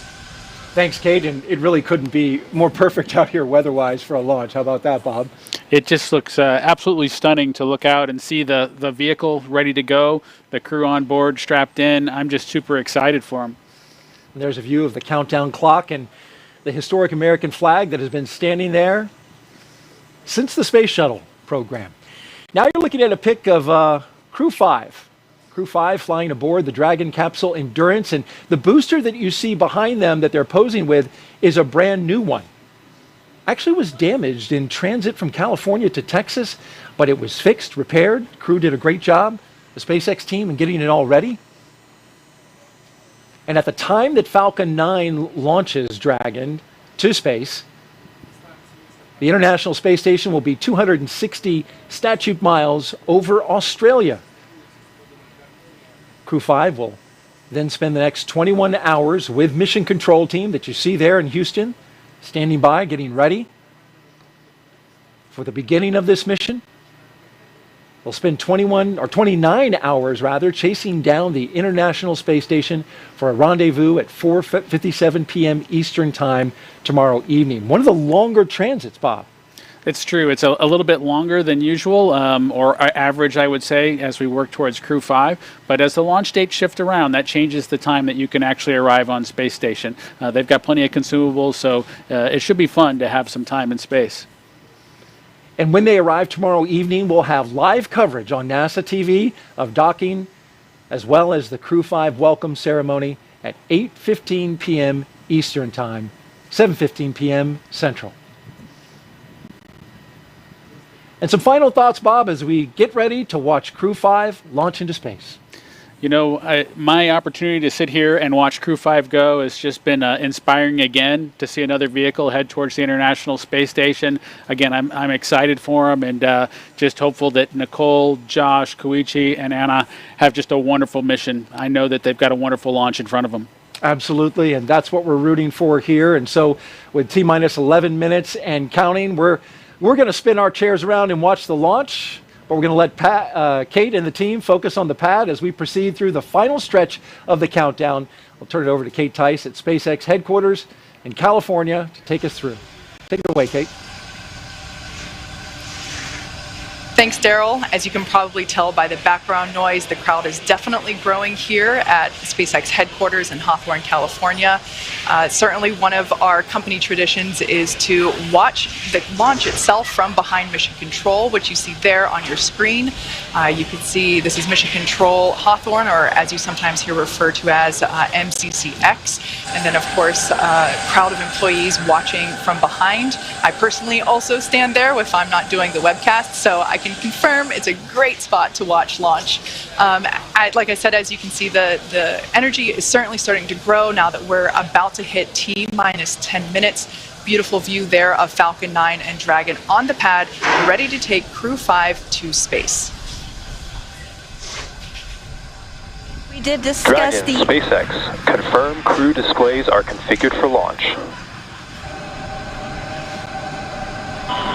Welcome. We would like to give a huge thanks to the NASA and SpaceX team, the thousands of people for their development, preparation, and training in getting Endurance and Crew 5 to the launch pad today, and your continued support in helping to make this a successful mission.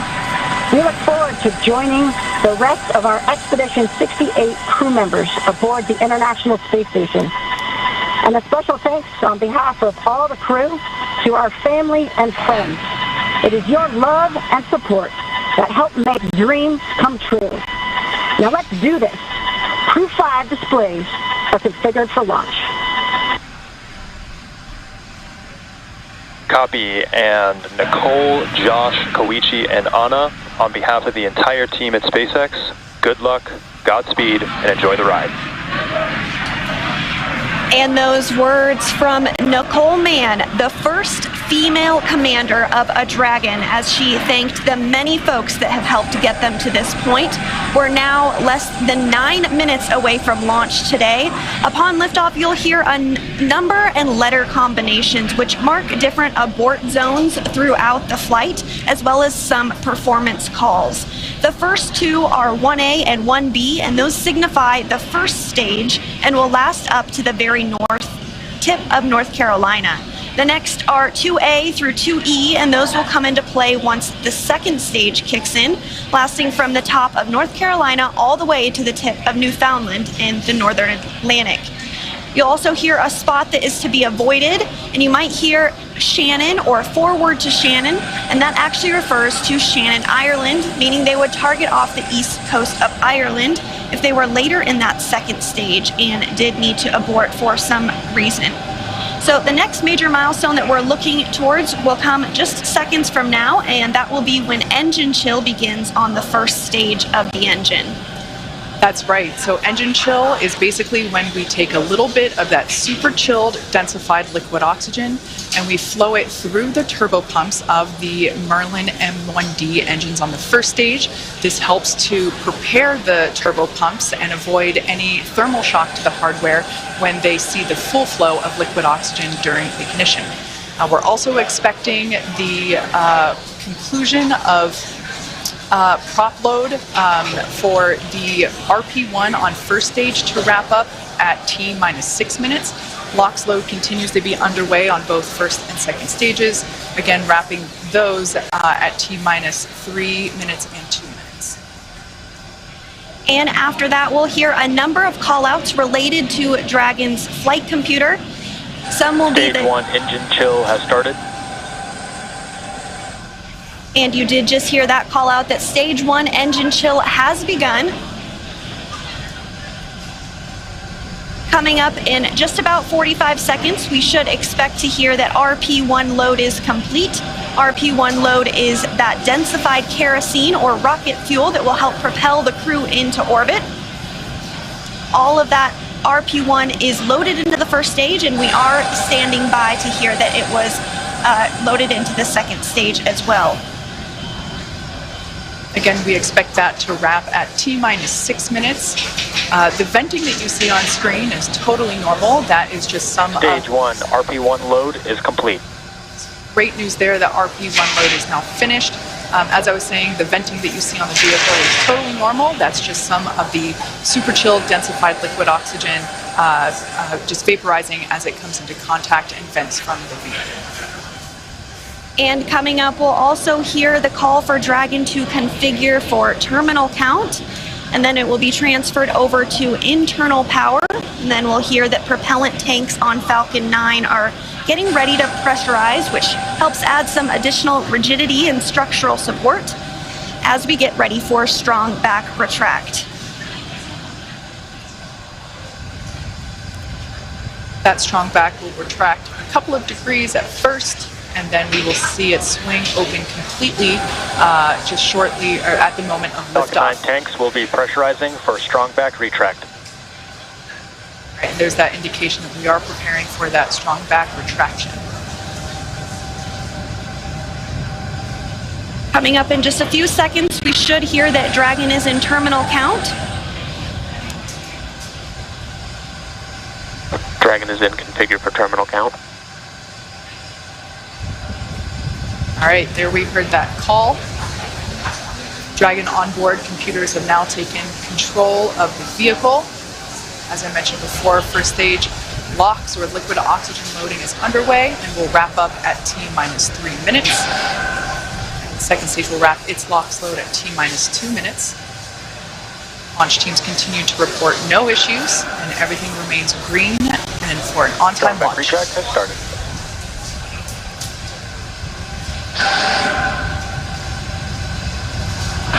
And here in just a couple seconds, you might be able to see the strong back arm as it does begin to retract.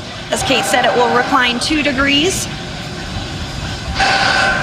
We can just barely make out that the clamp arms are now beginning to move.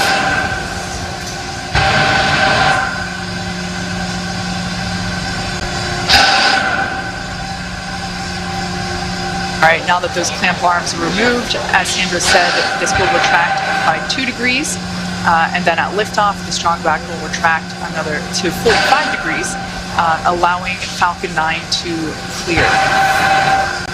Strong back is part of the transporter erector, and the transporter erector is what provides the liquids and the gases and the electrical connections to the vehicle. It's also what we use to integrate the vehicle in its horizontal position, and we can see that 2-degree retraction just now complete. And the next call out that we should hear in about 20 seconds is that the first stage LOX load is complete.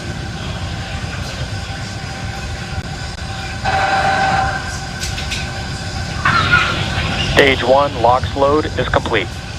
And there we go, all of the oxidizer loaded on stage 1.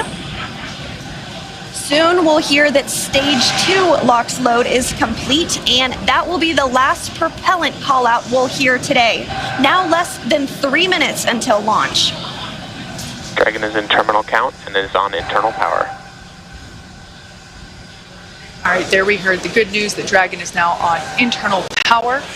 Again, the white clouds that you see there at the base of the Dragon trunk, totally normal. That's just the vapor from the liquid oxygen. Again, second stage now wrapping up its LOX load.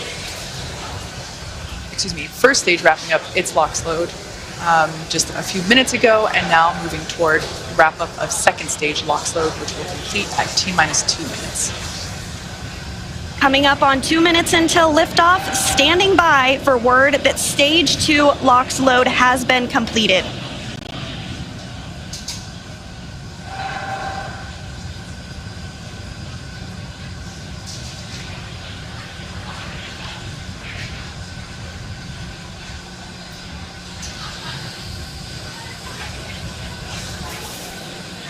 Dragon is in auto idle. Stage 2 LOX load is complete. There we heard the call out. Falcon 9 is now completely fueled. All of its propellants. So gas closeouts are starting. Expect lab venting. All of its propellants, and we can see that leftover liquid oxygen now being vented or released, now flowing further away from the vehicle. So nearly 1 million pounds of liquid oxygen in RP1 now on board Falcon 9. It is fully loaded and ready for launch. And coming up at T-minus 1 minute, we'll hear that Dragon is in countdown. Its flight computer will switch to countdown mode, and we'll hear that the flight termination system on Falcon 9 is armed. FTS is armed. Falcon 9 is in startup and is now controlling. And there you heard it. Dragon is in countdown. Dragon's flight computer in countdown. The flight termination system now armed. We should get the final go for launch from SpaceX launch director Mark Soltis. Dragon, SpaceX. Godspeed. Go for launch. SpaceX Dragon, go for launch. SpaceX reports go. Crew reports go. 30 seconds until liftoff.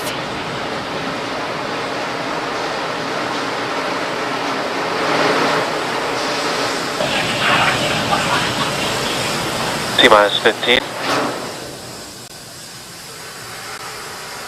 10, 9, 8, 7, 6, 5, 4, 3, 2, 1. ignition, engines full power, and liftoff.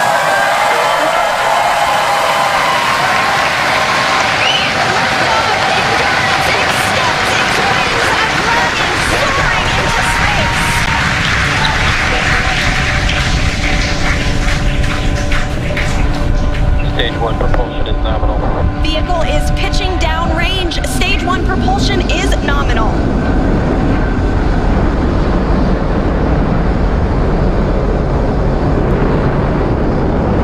We're now at T plus 35 seconds into the 5th rotational crew mission on board Dragon and Falcon 9.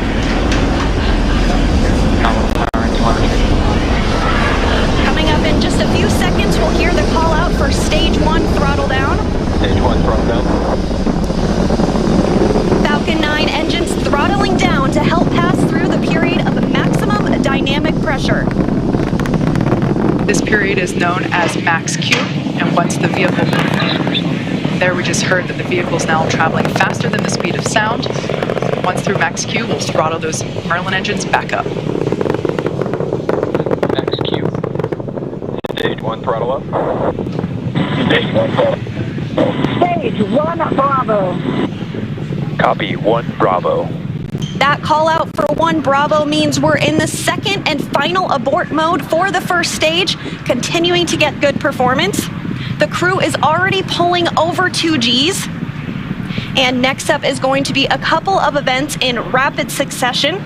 First will be engine chill on the second stage and back engine. And there you heard that call out. And then we'll have MECO, or main engine cutoff, where the 9 engines igniting will cut off in preparation for second stage separation. Then we'll see the single Merlin vacuum engine on the second stage ignite and continue to carry the Crew 5 astronauts to orbit. Just like we did on first stage, that MVAC chill is intended to help pre-chill the hardware prior to the full flow of that densified liquid oxygen. Stage 1 throttle down. At this point in time, those 9 Merlin engines are beginning to throttle down in preparation for MECO, or main engine cutoff.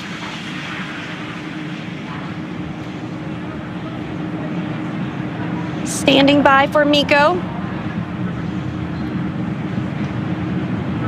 And MECO. Stage 2 Alpha. Stage separation confirmed. Copy, 2 Alpha. There we should see that second engine begin to ignite now. And obviously confirmed by the loud cheer behind us here at Mission Control Hawthorne. And we're also in 2 Alpha for the aborts if needed. Again, second stage is lit and continuing to carry the Crew 5 astronauts into orbit. We're now getting a view of the first stage after that stage separation. The second stage still being illuminated by that single Merlin vacuum engine, and that's on the right-hand side of your screen. First stage on the left-hand side of your screen making its way back to Earth. We will be attempting to land it on our drone ship, which today we are using Just Read the Instructions. Acquisition signal, Bermuda.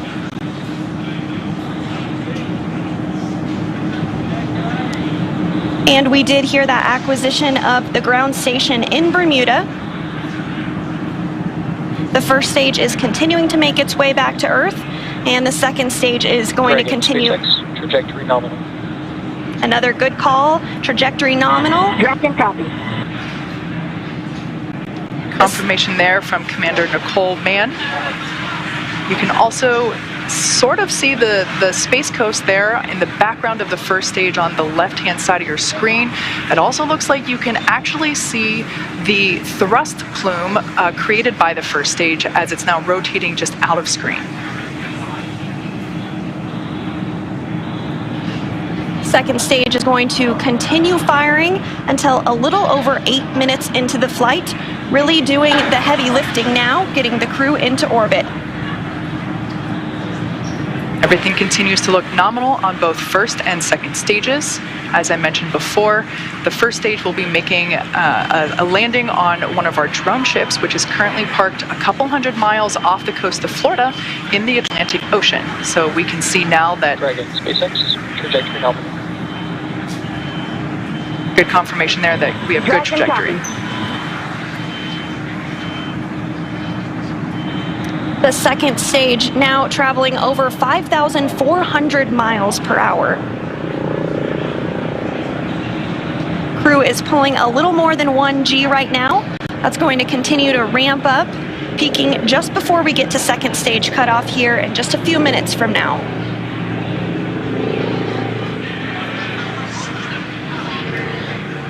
First stage will be performing 2 separate burns, a re-entry burn where we reignite 3 of the Merlin Merlin M1D engines on the first stage. We ignite the center engine into radial engines to help slow it down as it re-enters the Earth's atmosphere. And then the second final burn, and that will be the landing burn on our drone ship. And the single MVAC engine that you see. Trajectory nominal. The single MVAC engine that you see on the right of your screen is continuing to fire. We did hear another call out that trajectory is nominal. Crew heading in the direction that they are supposed to be. This single engine can produce over 220,000 pounds of thrust in the vacuum of space, now over 200 kilometers in altitude. We will start to hit events now in a rapid succession as the first stage continues to make its way back to Earth and the second stage continues its burn. Just a couple minutes left in that burn. For those of you just joining us, just over 6.5 minutes ago, our 4 Crew 5 astronauts launched from Kennedy Space Center in Florida, and they are now making their way into orbit on the second stage inside Crew Dragon. Trajectory nominal. Which we're hearing that the trajectory on that is nominal. Dragon copies. They are safe inside Dragon Endurance, whereas the first stage on the left-hand side of your screen is making its way back to Earth.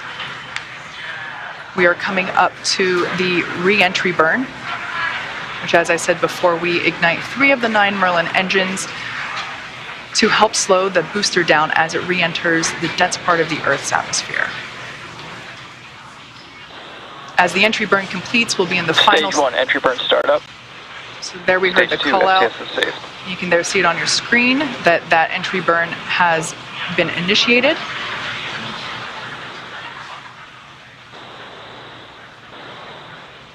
And as that entry burn completes, we'll be in the final different abort phases here shortly, which essentially correspond to areas along the very northeastern seaboard of the U.S. Stage 1 entry burn shut down. Great news, that entry burn was shut down, and then those last all the way across the Atlantic off the coast of Scotland for those abort zones.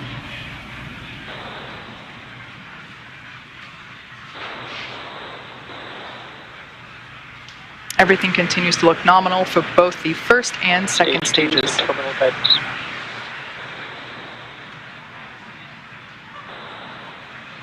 And the crew with the second stage still attached is now traveling over 13,000 miles per hour. We're about 10 seconds away from SECO 1. Copy, Shannon. Shannon, Stage 1 transonic. That call out for Shannon, Ireland, indicative of our final abort zone. After this, we'll see second stage shut off, and we'll be listening for confirmation of a good orbit, which tells us the crew and Dragon are exactly where they need to be. And there we had confirmation that the Stage 1 landing burn has shut down simultaneously. The entry... Dragon Spacex, nominal orbit insertion. And you heard that call for a good insertion. We will coast for a few minutes. There we can see the drone ship coming into view as Falcon 9 attempts. Stage 1 landing leg deploy. You can see those landing legs have now deployed. And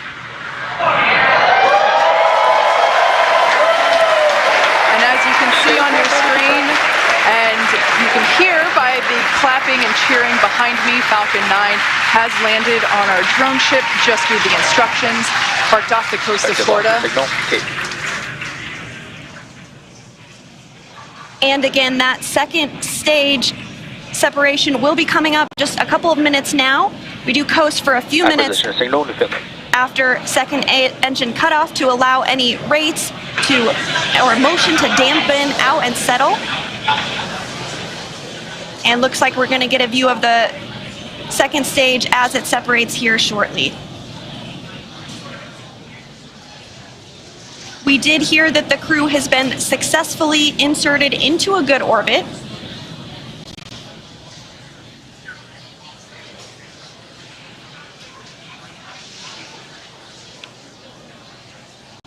Again, the crew is still attached to the second stage.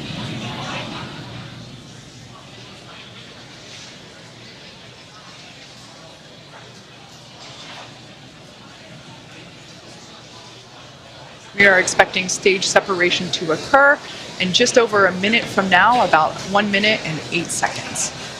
And that's when when the second stage will separate from the Dragon trunk. The Dragon trunk is the part of hardware where we are able to house the cargo that is able to be exposed to the vacuum of space, as well as the solar panels which help power Dragon while it is on orbit.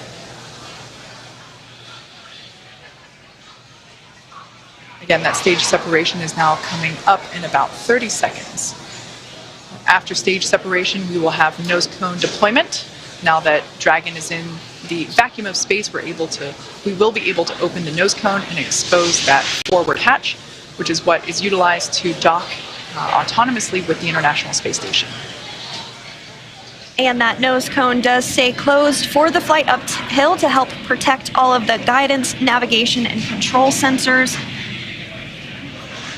We are standing by for second stage separation.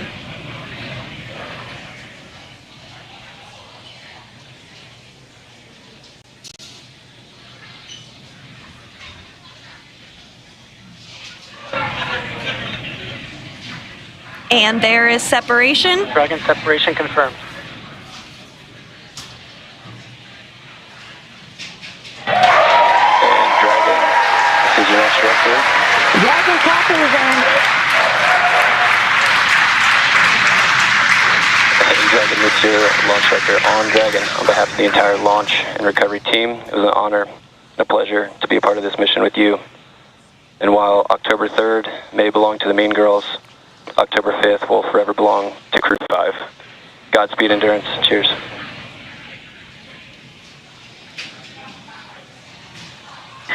awesome. Thank you so much to the Falcon team. Woo! That was a smooth ride uphill.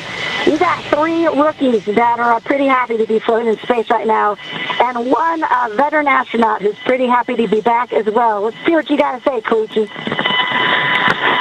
Falcon team, it was a smooth ride, and I see all the 3 happy faces here. Back in 0G, and I appreciate all the help to give us the smooth ride and training. And thank you so much. JAXA の支援隊の皆さん、非常にスムーズな打ち上げでした。打ち上げご支援していただいた皆さん、応援に駆けつけてくださった皆さん、ありがとうございました。この調子でチームワークを持って頑張ります。Thank you for your support. Anya.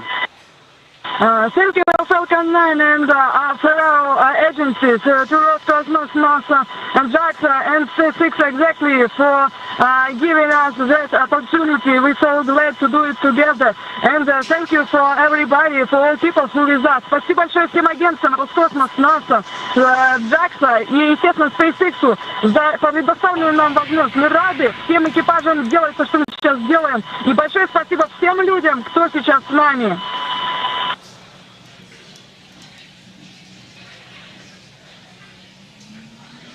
Some really nice words there from the Crew 5 crew, as well as... And Dragon, Falcon 9, see you. Thanks for the words. We had a great ride. Have a good mission. We'll see you later. A wonderful Mean Girls reference there by Launch Director Mark Soltis, and then we just heard from Chief Engineer Dan Alex. And we just heard our first Quindar tone, indicating the crew is Nominal in space. dehumidifier activation and service section Draco checkouts. Expected loss of signal, New Hampshire. Dragon copy. And Kate, it did look like we were getting our first views of that microgravity indicator. I did see that as well. And we're getting views now of the crew on orbit, 3 of them for the first time ever. We saw some cheers, some high fives. Looks like they're feeling great.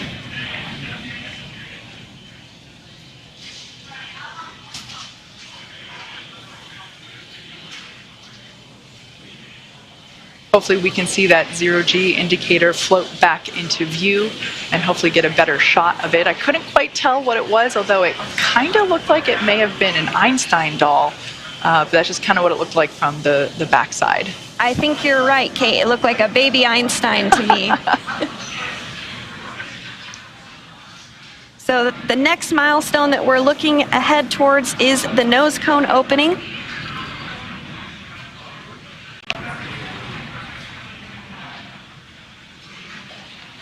If you've just joined us, we had a successful liftoff exactly 16 minutes ago of the Crew 5 mission.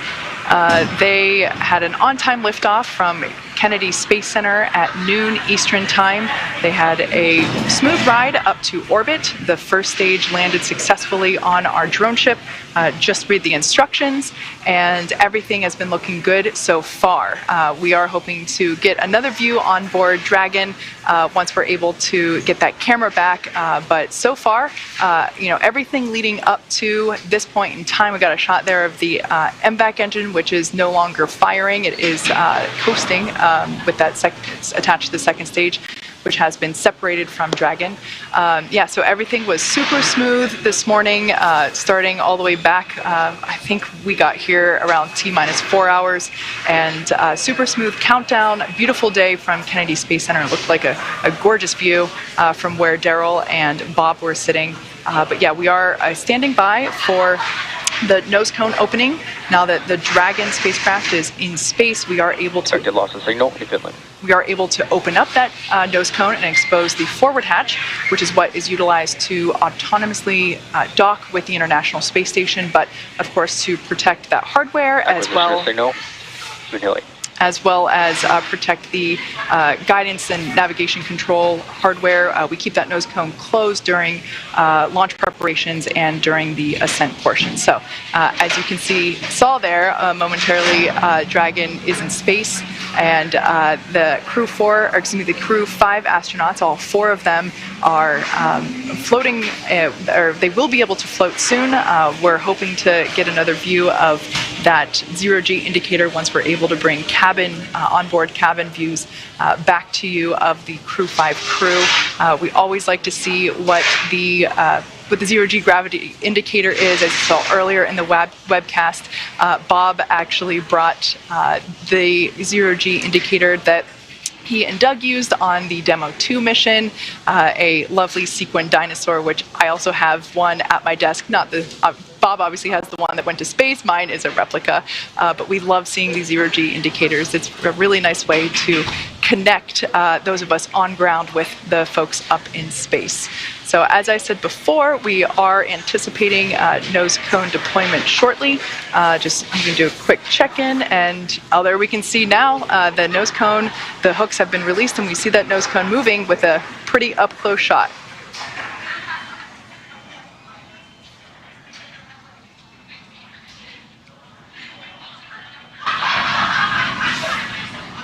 We're continuing to see that nose cone open, and acquisition of signal line.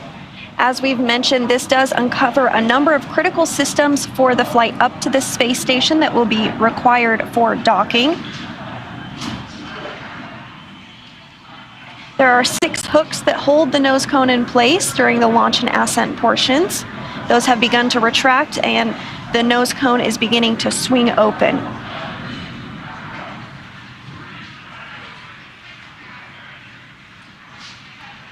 The nose cone is about 2/3 of the way open at this time, so we do expect it to be fully open here shortly.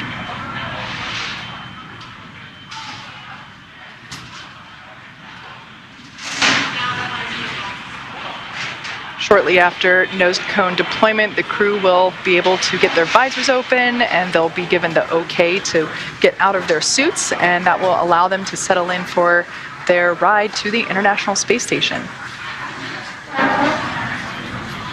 It is about a 29-hour journey for the crew from launch to docking to the space station, but as you said, they'll be able to get out of their suits, get comfortable, get some rest, and just enjoy being in the microgravity environment of space. Again, we have 3 first-time flyers and 1 veteran on today's flight, but I'm sure it was an exciting moment. No matter how many times you've been to space, I can't imagine that it ever gets old. I would probably agree with that. I would also imagine that the 3 first-time space goers will have a brief period of acclimation to gravity. I know I certainly would, and I also recognize that my period probably wouldn't be very brief in order to get acclimated to that lack of gravity. But yeah, this is something that the veteran astronauts on board station are, always happy to help really introduce the new space goers to the new environment. Absolutely, and we did also hear that there was good service section Draco checkouts that took place. We are standing by for that nose cone to be fully deployed, but it should be coming here momentarily.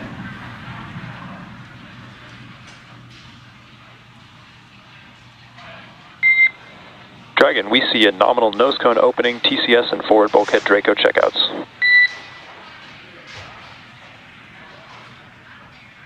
Dragon copies.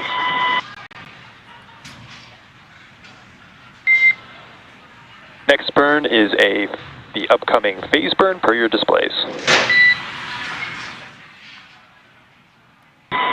We see the phase burn in 28 minutes. Good readback.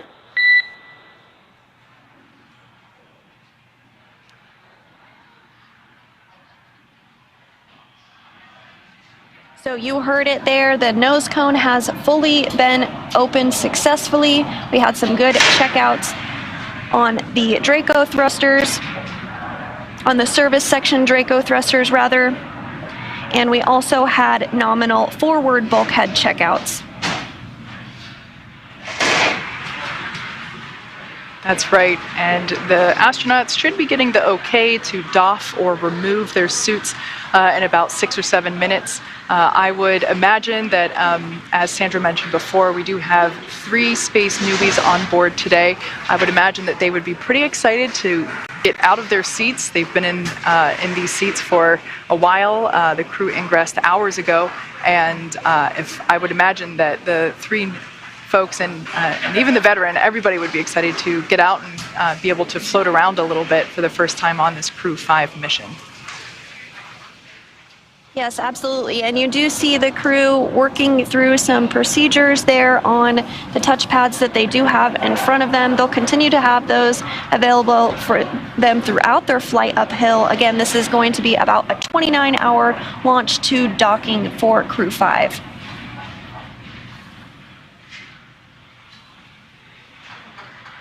It seems as though that 0G indicator may have floated out of view, perhaps up above the crew displays.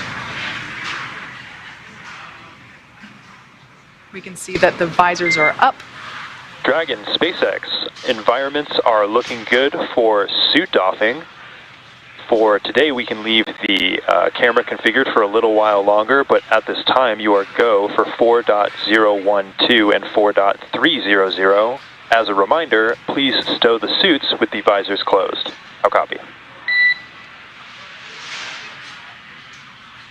Okay, Dragon copies. We are go for 4.012 and 4.300. We're going to keep the cameras configured, and when we stow the suits, we'll do it with the visors closed. Good readback. At this time, you're also go to tell the world a little bit about that stowaway we saw shortly after second engine cutoff.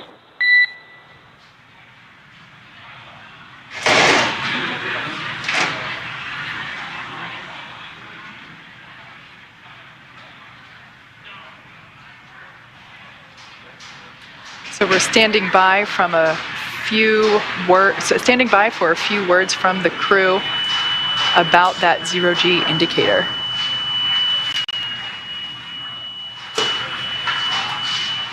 And there it is.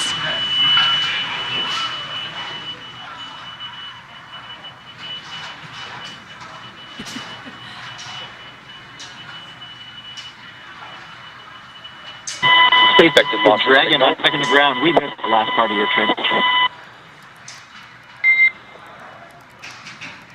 And no worries, repeating my last one there. I was going to have you all talk a little bit about your zero-G indicator, but we can hold that off for the next ground station pass here for Dubai. At this time, what I'll do is I'll take the cameras external for suit doffing, and then you let me know when they're allowed to come back on board.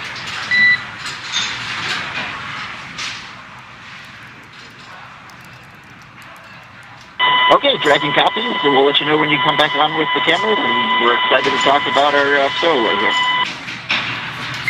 Okay, Dragon copies and working.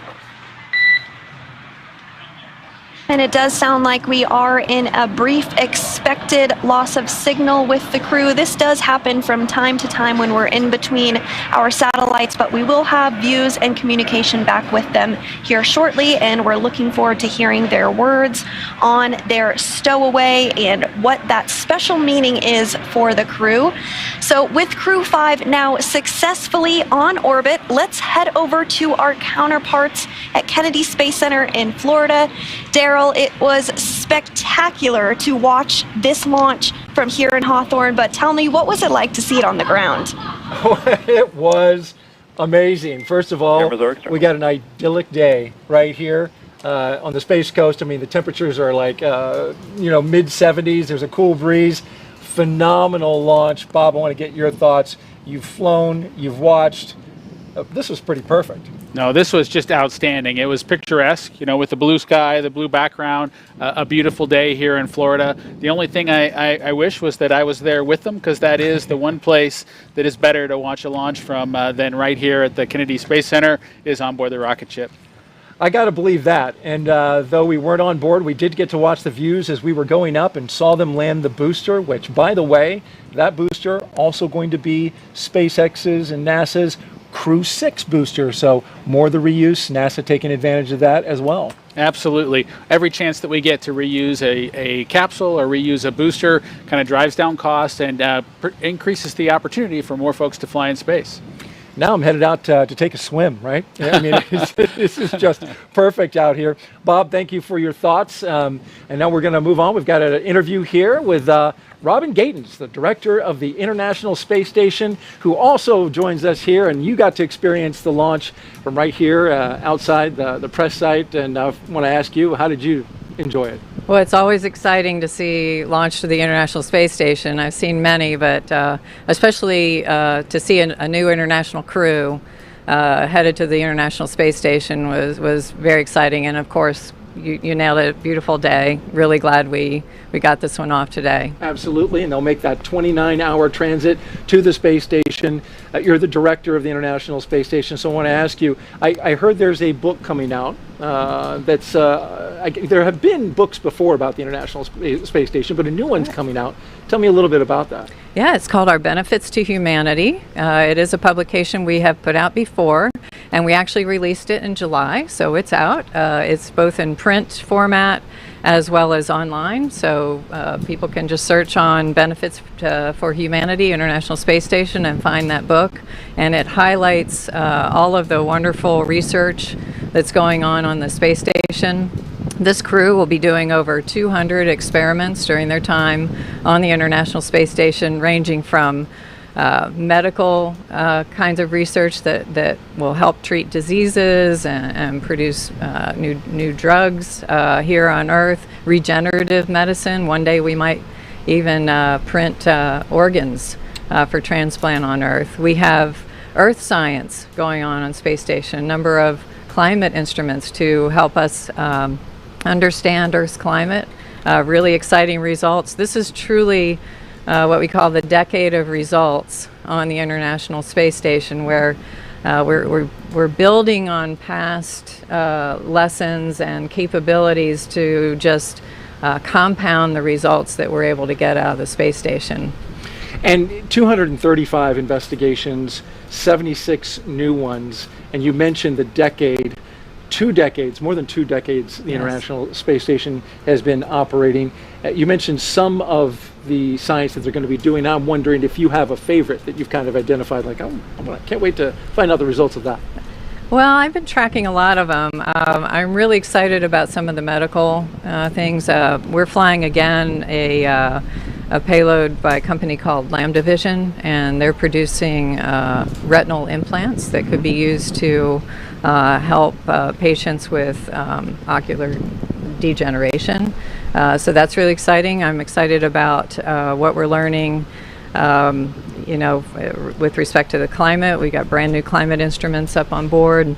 We've got companies learning how to make better products through their research on through the ISS National Lab and their work on the space station. So I'm also excited about plant research going on Space Station. I think that's not only important for future exploration missions, but also to help us grow plants in harsh environments, small spaces here on Earth.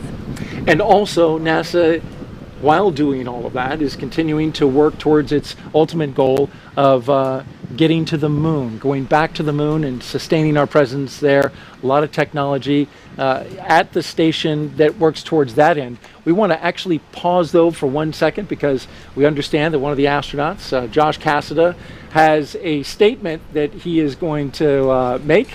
It is relatively about his zero-G indicator, which if you saw in the coverage, it was I don't know if it was a baby Einstein, Bob, but it was a little Einstein. It definitely looked like a small Einstein, but we'll listen to Josh and hear exactly the details.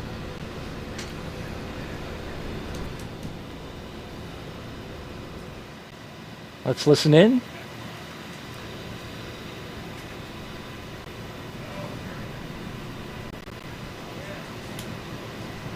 Again, waiting for astronaut Josh Cassada with a special message. And Dragon, cameras are internal. Spacex.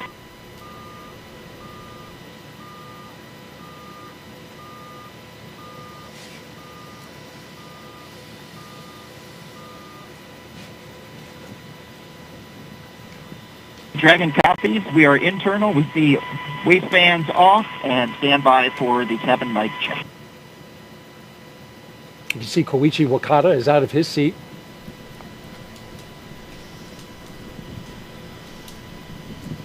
Yeah, this Spacex Dragon from the cabin mic comm check.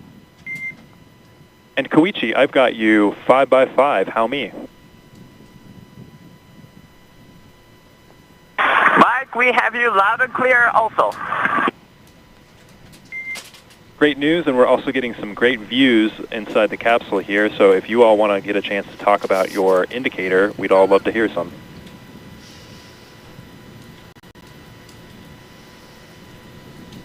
Absolutely, Mike. So, a couple years after he come up with his groundbreaking theory of special relativity, Albert Einstein, in his mind, still had a couple loose ends to tie up. While he was sitting in the patent office, because he wasn't famous yet, definitely should have been, he had what his happiest thought of his entire life. That thought was, person in free fall doesn't feel their own weight. That thought, along with some others that he built upon, led to general relativity and our understanding of gravitation and curvature of space-time. We're experiencing Einstein's happiest thought continuously, like the International Space Station has been doing for over 20 years. On Crew 5, call this little guy our free fall indicator. We're here to tell you there's plenty of gravity up here. In fact, that's what's keeping us in orbit right now and preventing this trip on a Crew Dragon from being a one-way trip. A little bit like life. We live in the same world, we live in the same universe. Sometimes we experience it in a very different way from our neighbors. We can all keep that in mind. Hopefully we can all continue to do absolutely amazing things, do it together.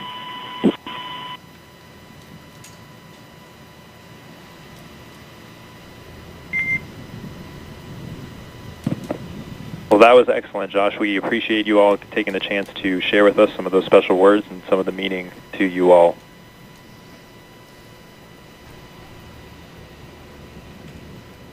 I'll tell you, my crewmates are just happy that we didn't break out a dry erase board and get into more detail. We'll chat lensing later. Absolutely. A message from at this time, astronaut Josh Cassada, the pilot of Crew 5, and his fellow astronauts and cosmonaut, floating in space high above the Earth as they head to the International Space Station with a special message about Albert Einstein, who is represented there floating around space as the zero-G indicator, but then also a nod to his theory of relativity. E equals mc squared, I believe, Bob.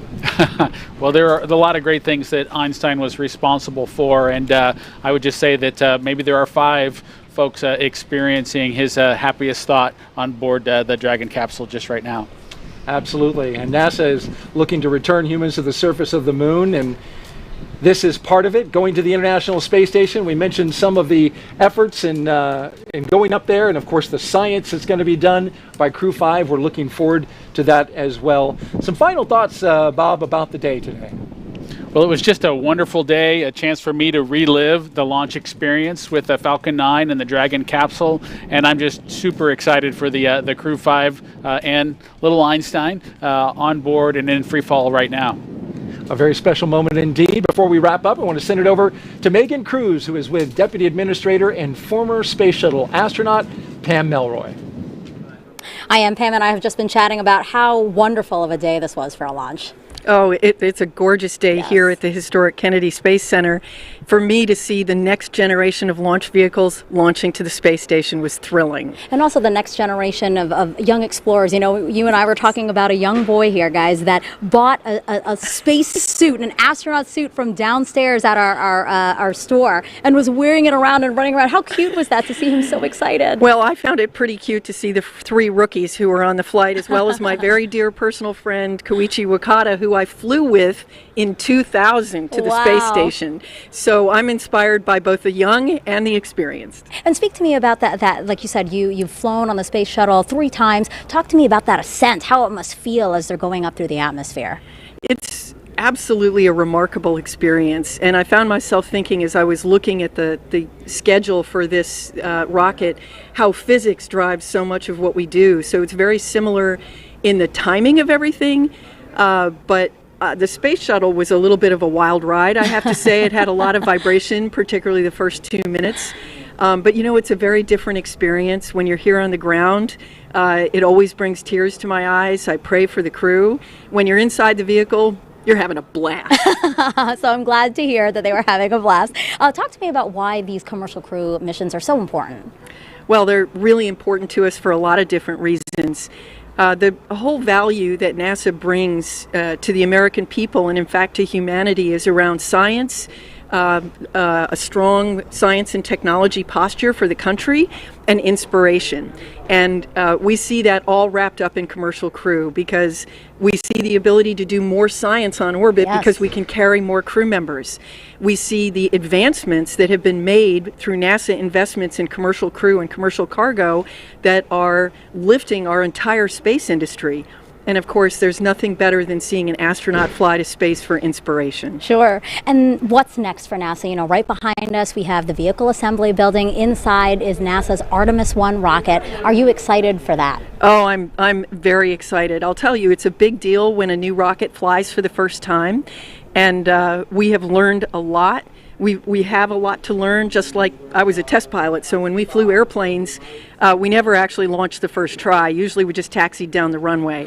So we've taken her out to the runway a couple of times now, and we've learned a lot, and I cannot wait to see the most powerful rocket in the world launch going to the moon. Yeah, we're doing a lot of great stuff here, and we're so happy to bring viewers on the ride with us, right? You bet. That's the whole idea. NASA shares and inspires. Perfect. Pam, thank you so much. I appreciate you being here. Guys, we're going to send it back to you for the last time today. Thank you very much, Megan. Great job out there. Appreciate it.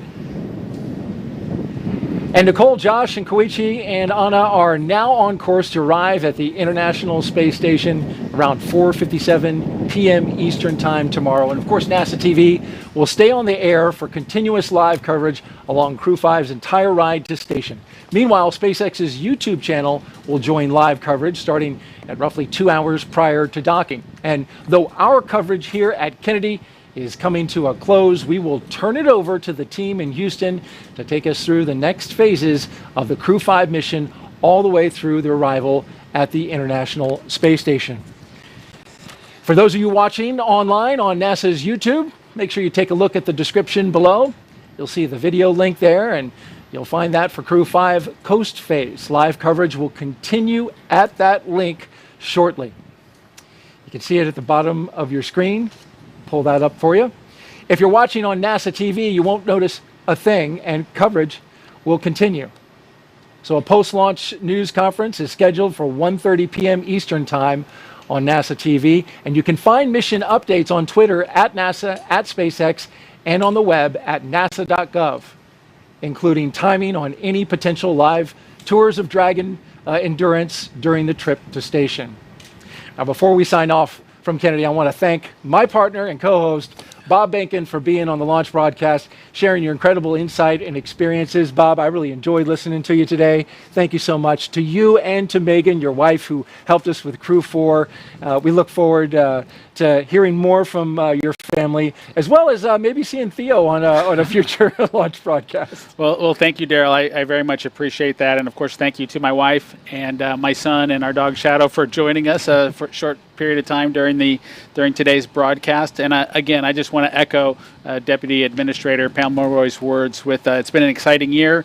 The Crew 5 folks are just getting started on their excitement for the year, if you will, on their way to the space station right now. But we've got an Artemis 1 rocket over there, the SLS in the vehicle assembly building. Looking forward to seeing that back out on the pad and getting her launched later this year. Coming to a launch pad soon, mid-November, we all hope, and we're looking forward to that as well immensely. Huge thanks to all of our guests for joining us today, and thank you to all of you for watching. Here now are the highlights from the journey we took today, and just a reminder from here at the Kennedy Space Center to keep looking up.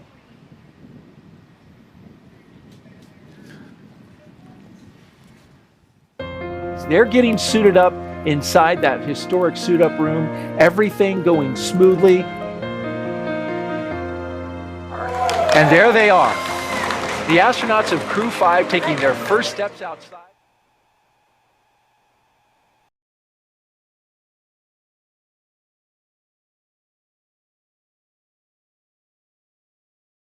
8, 7, 6, 5, 4, 3, 2, 1. Ignition, engines full power, and liftoff.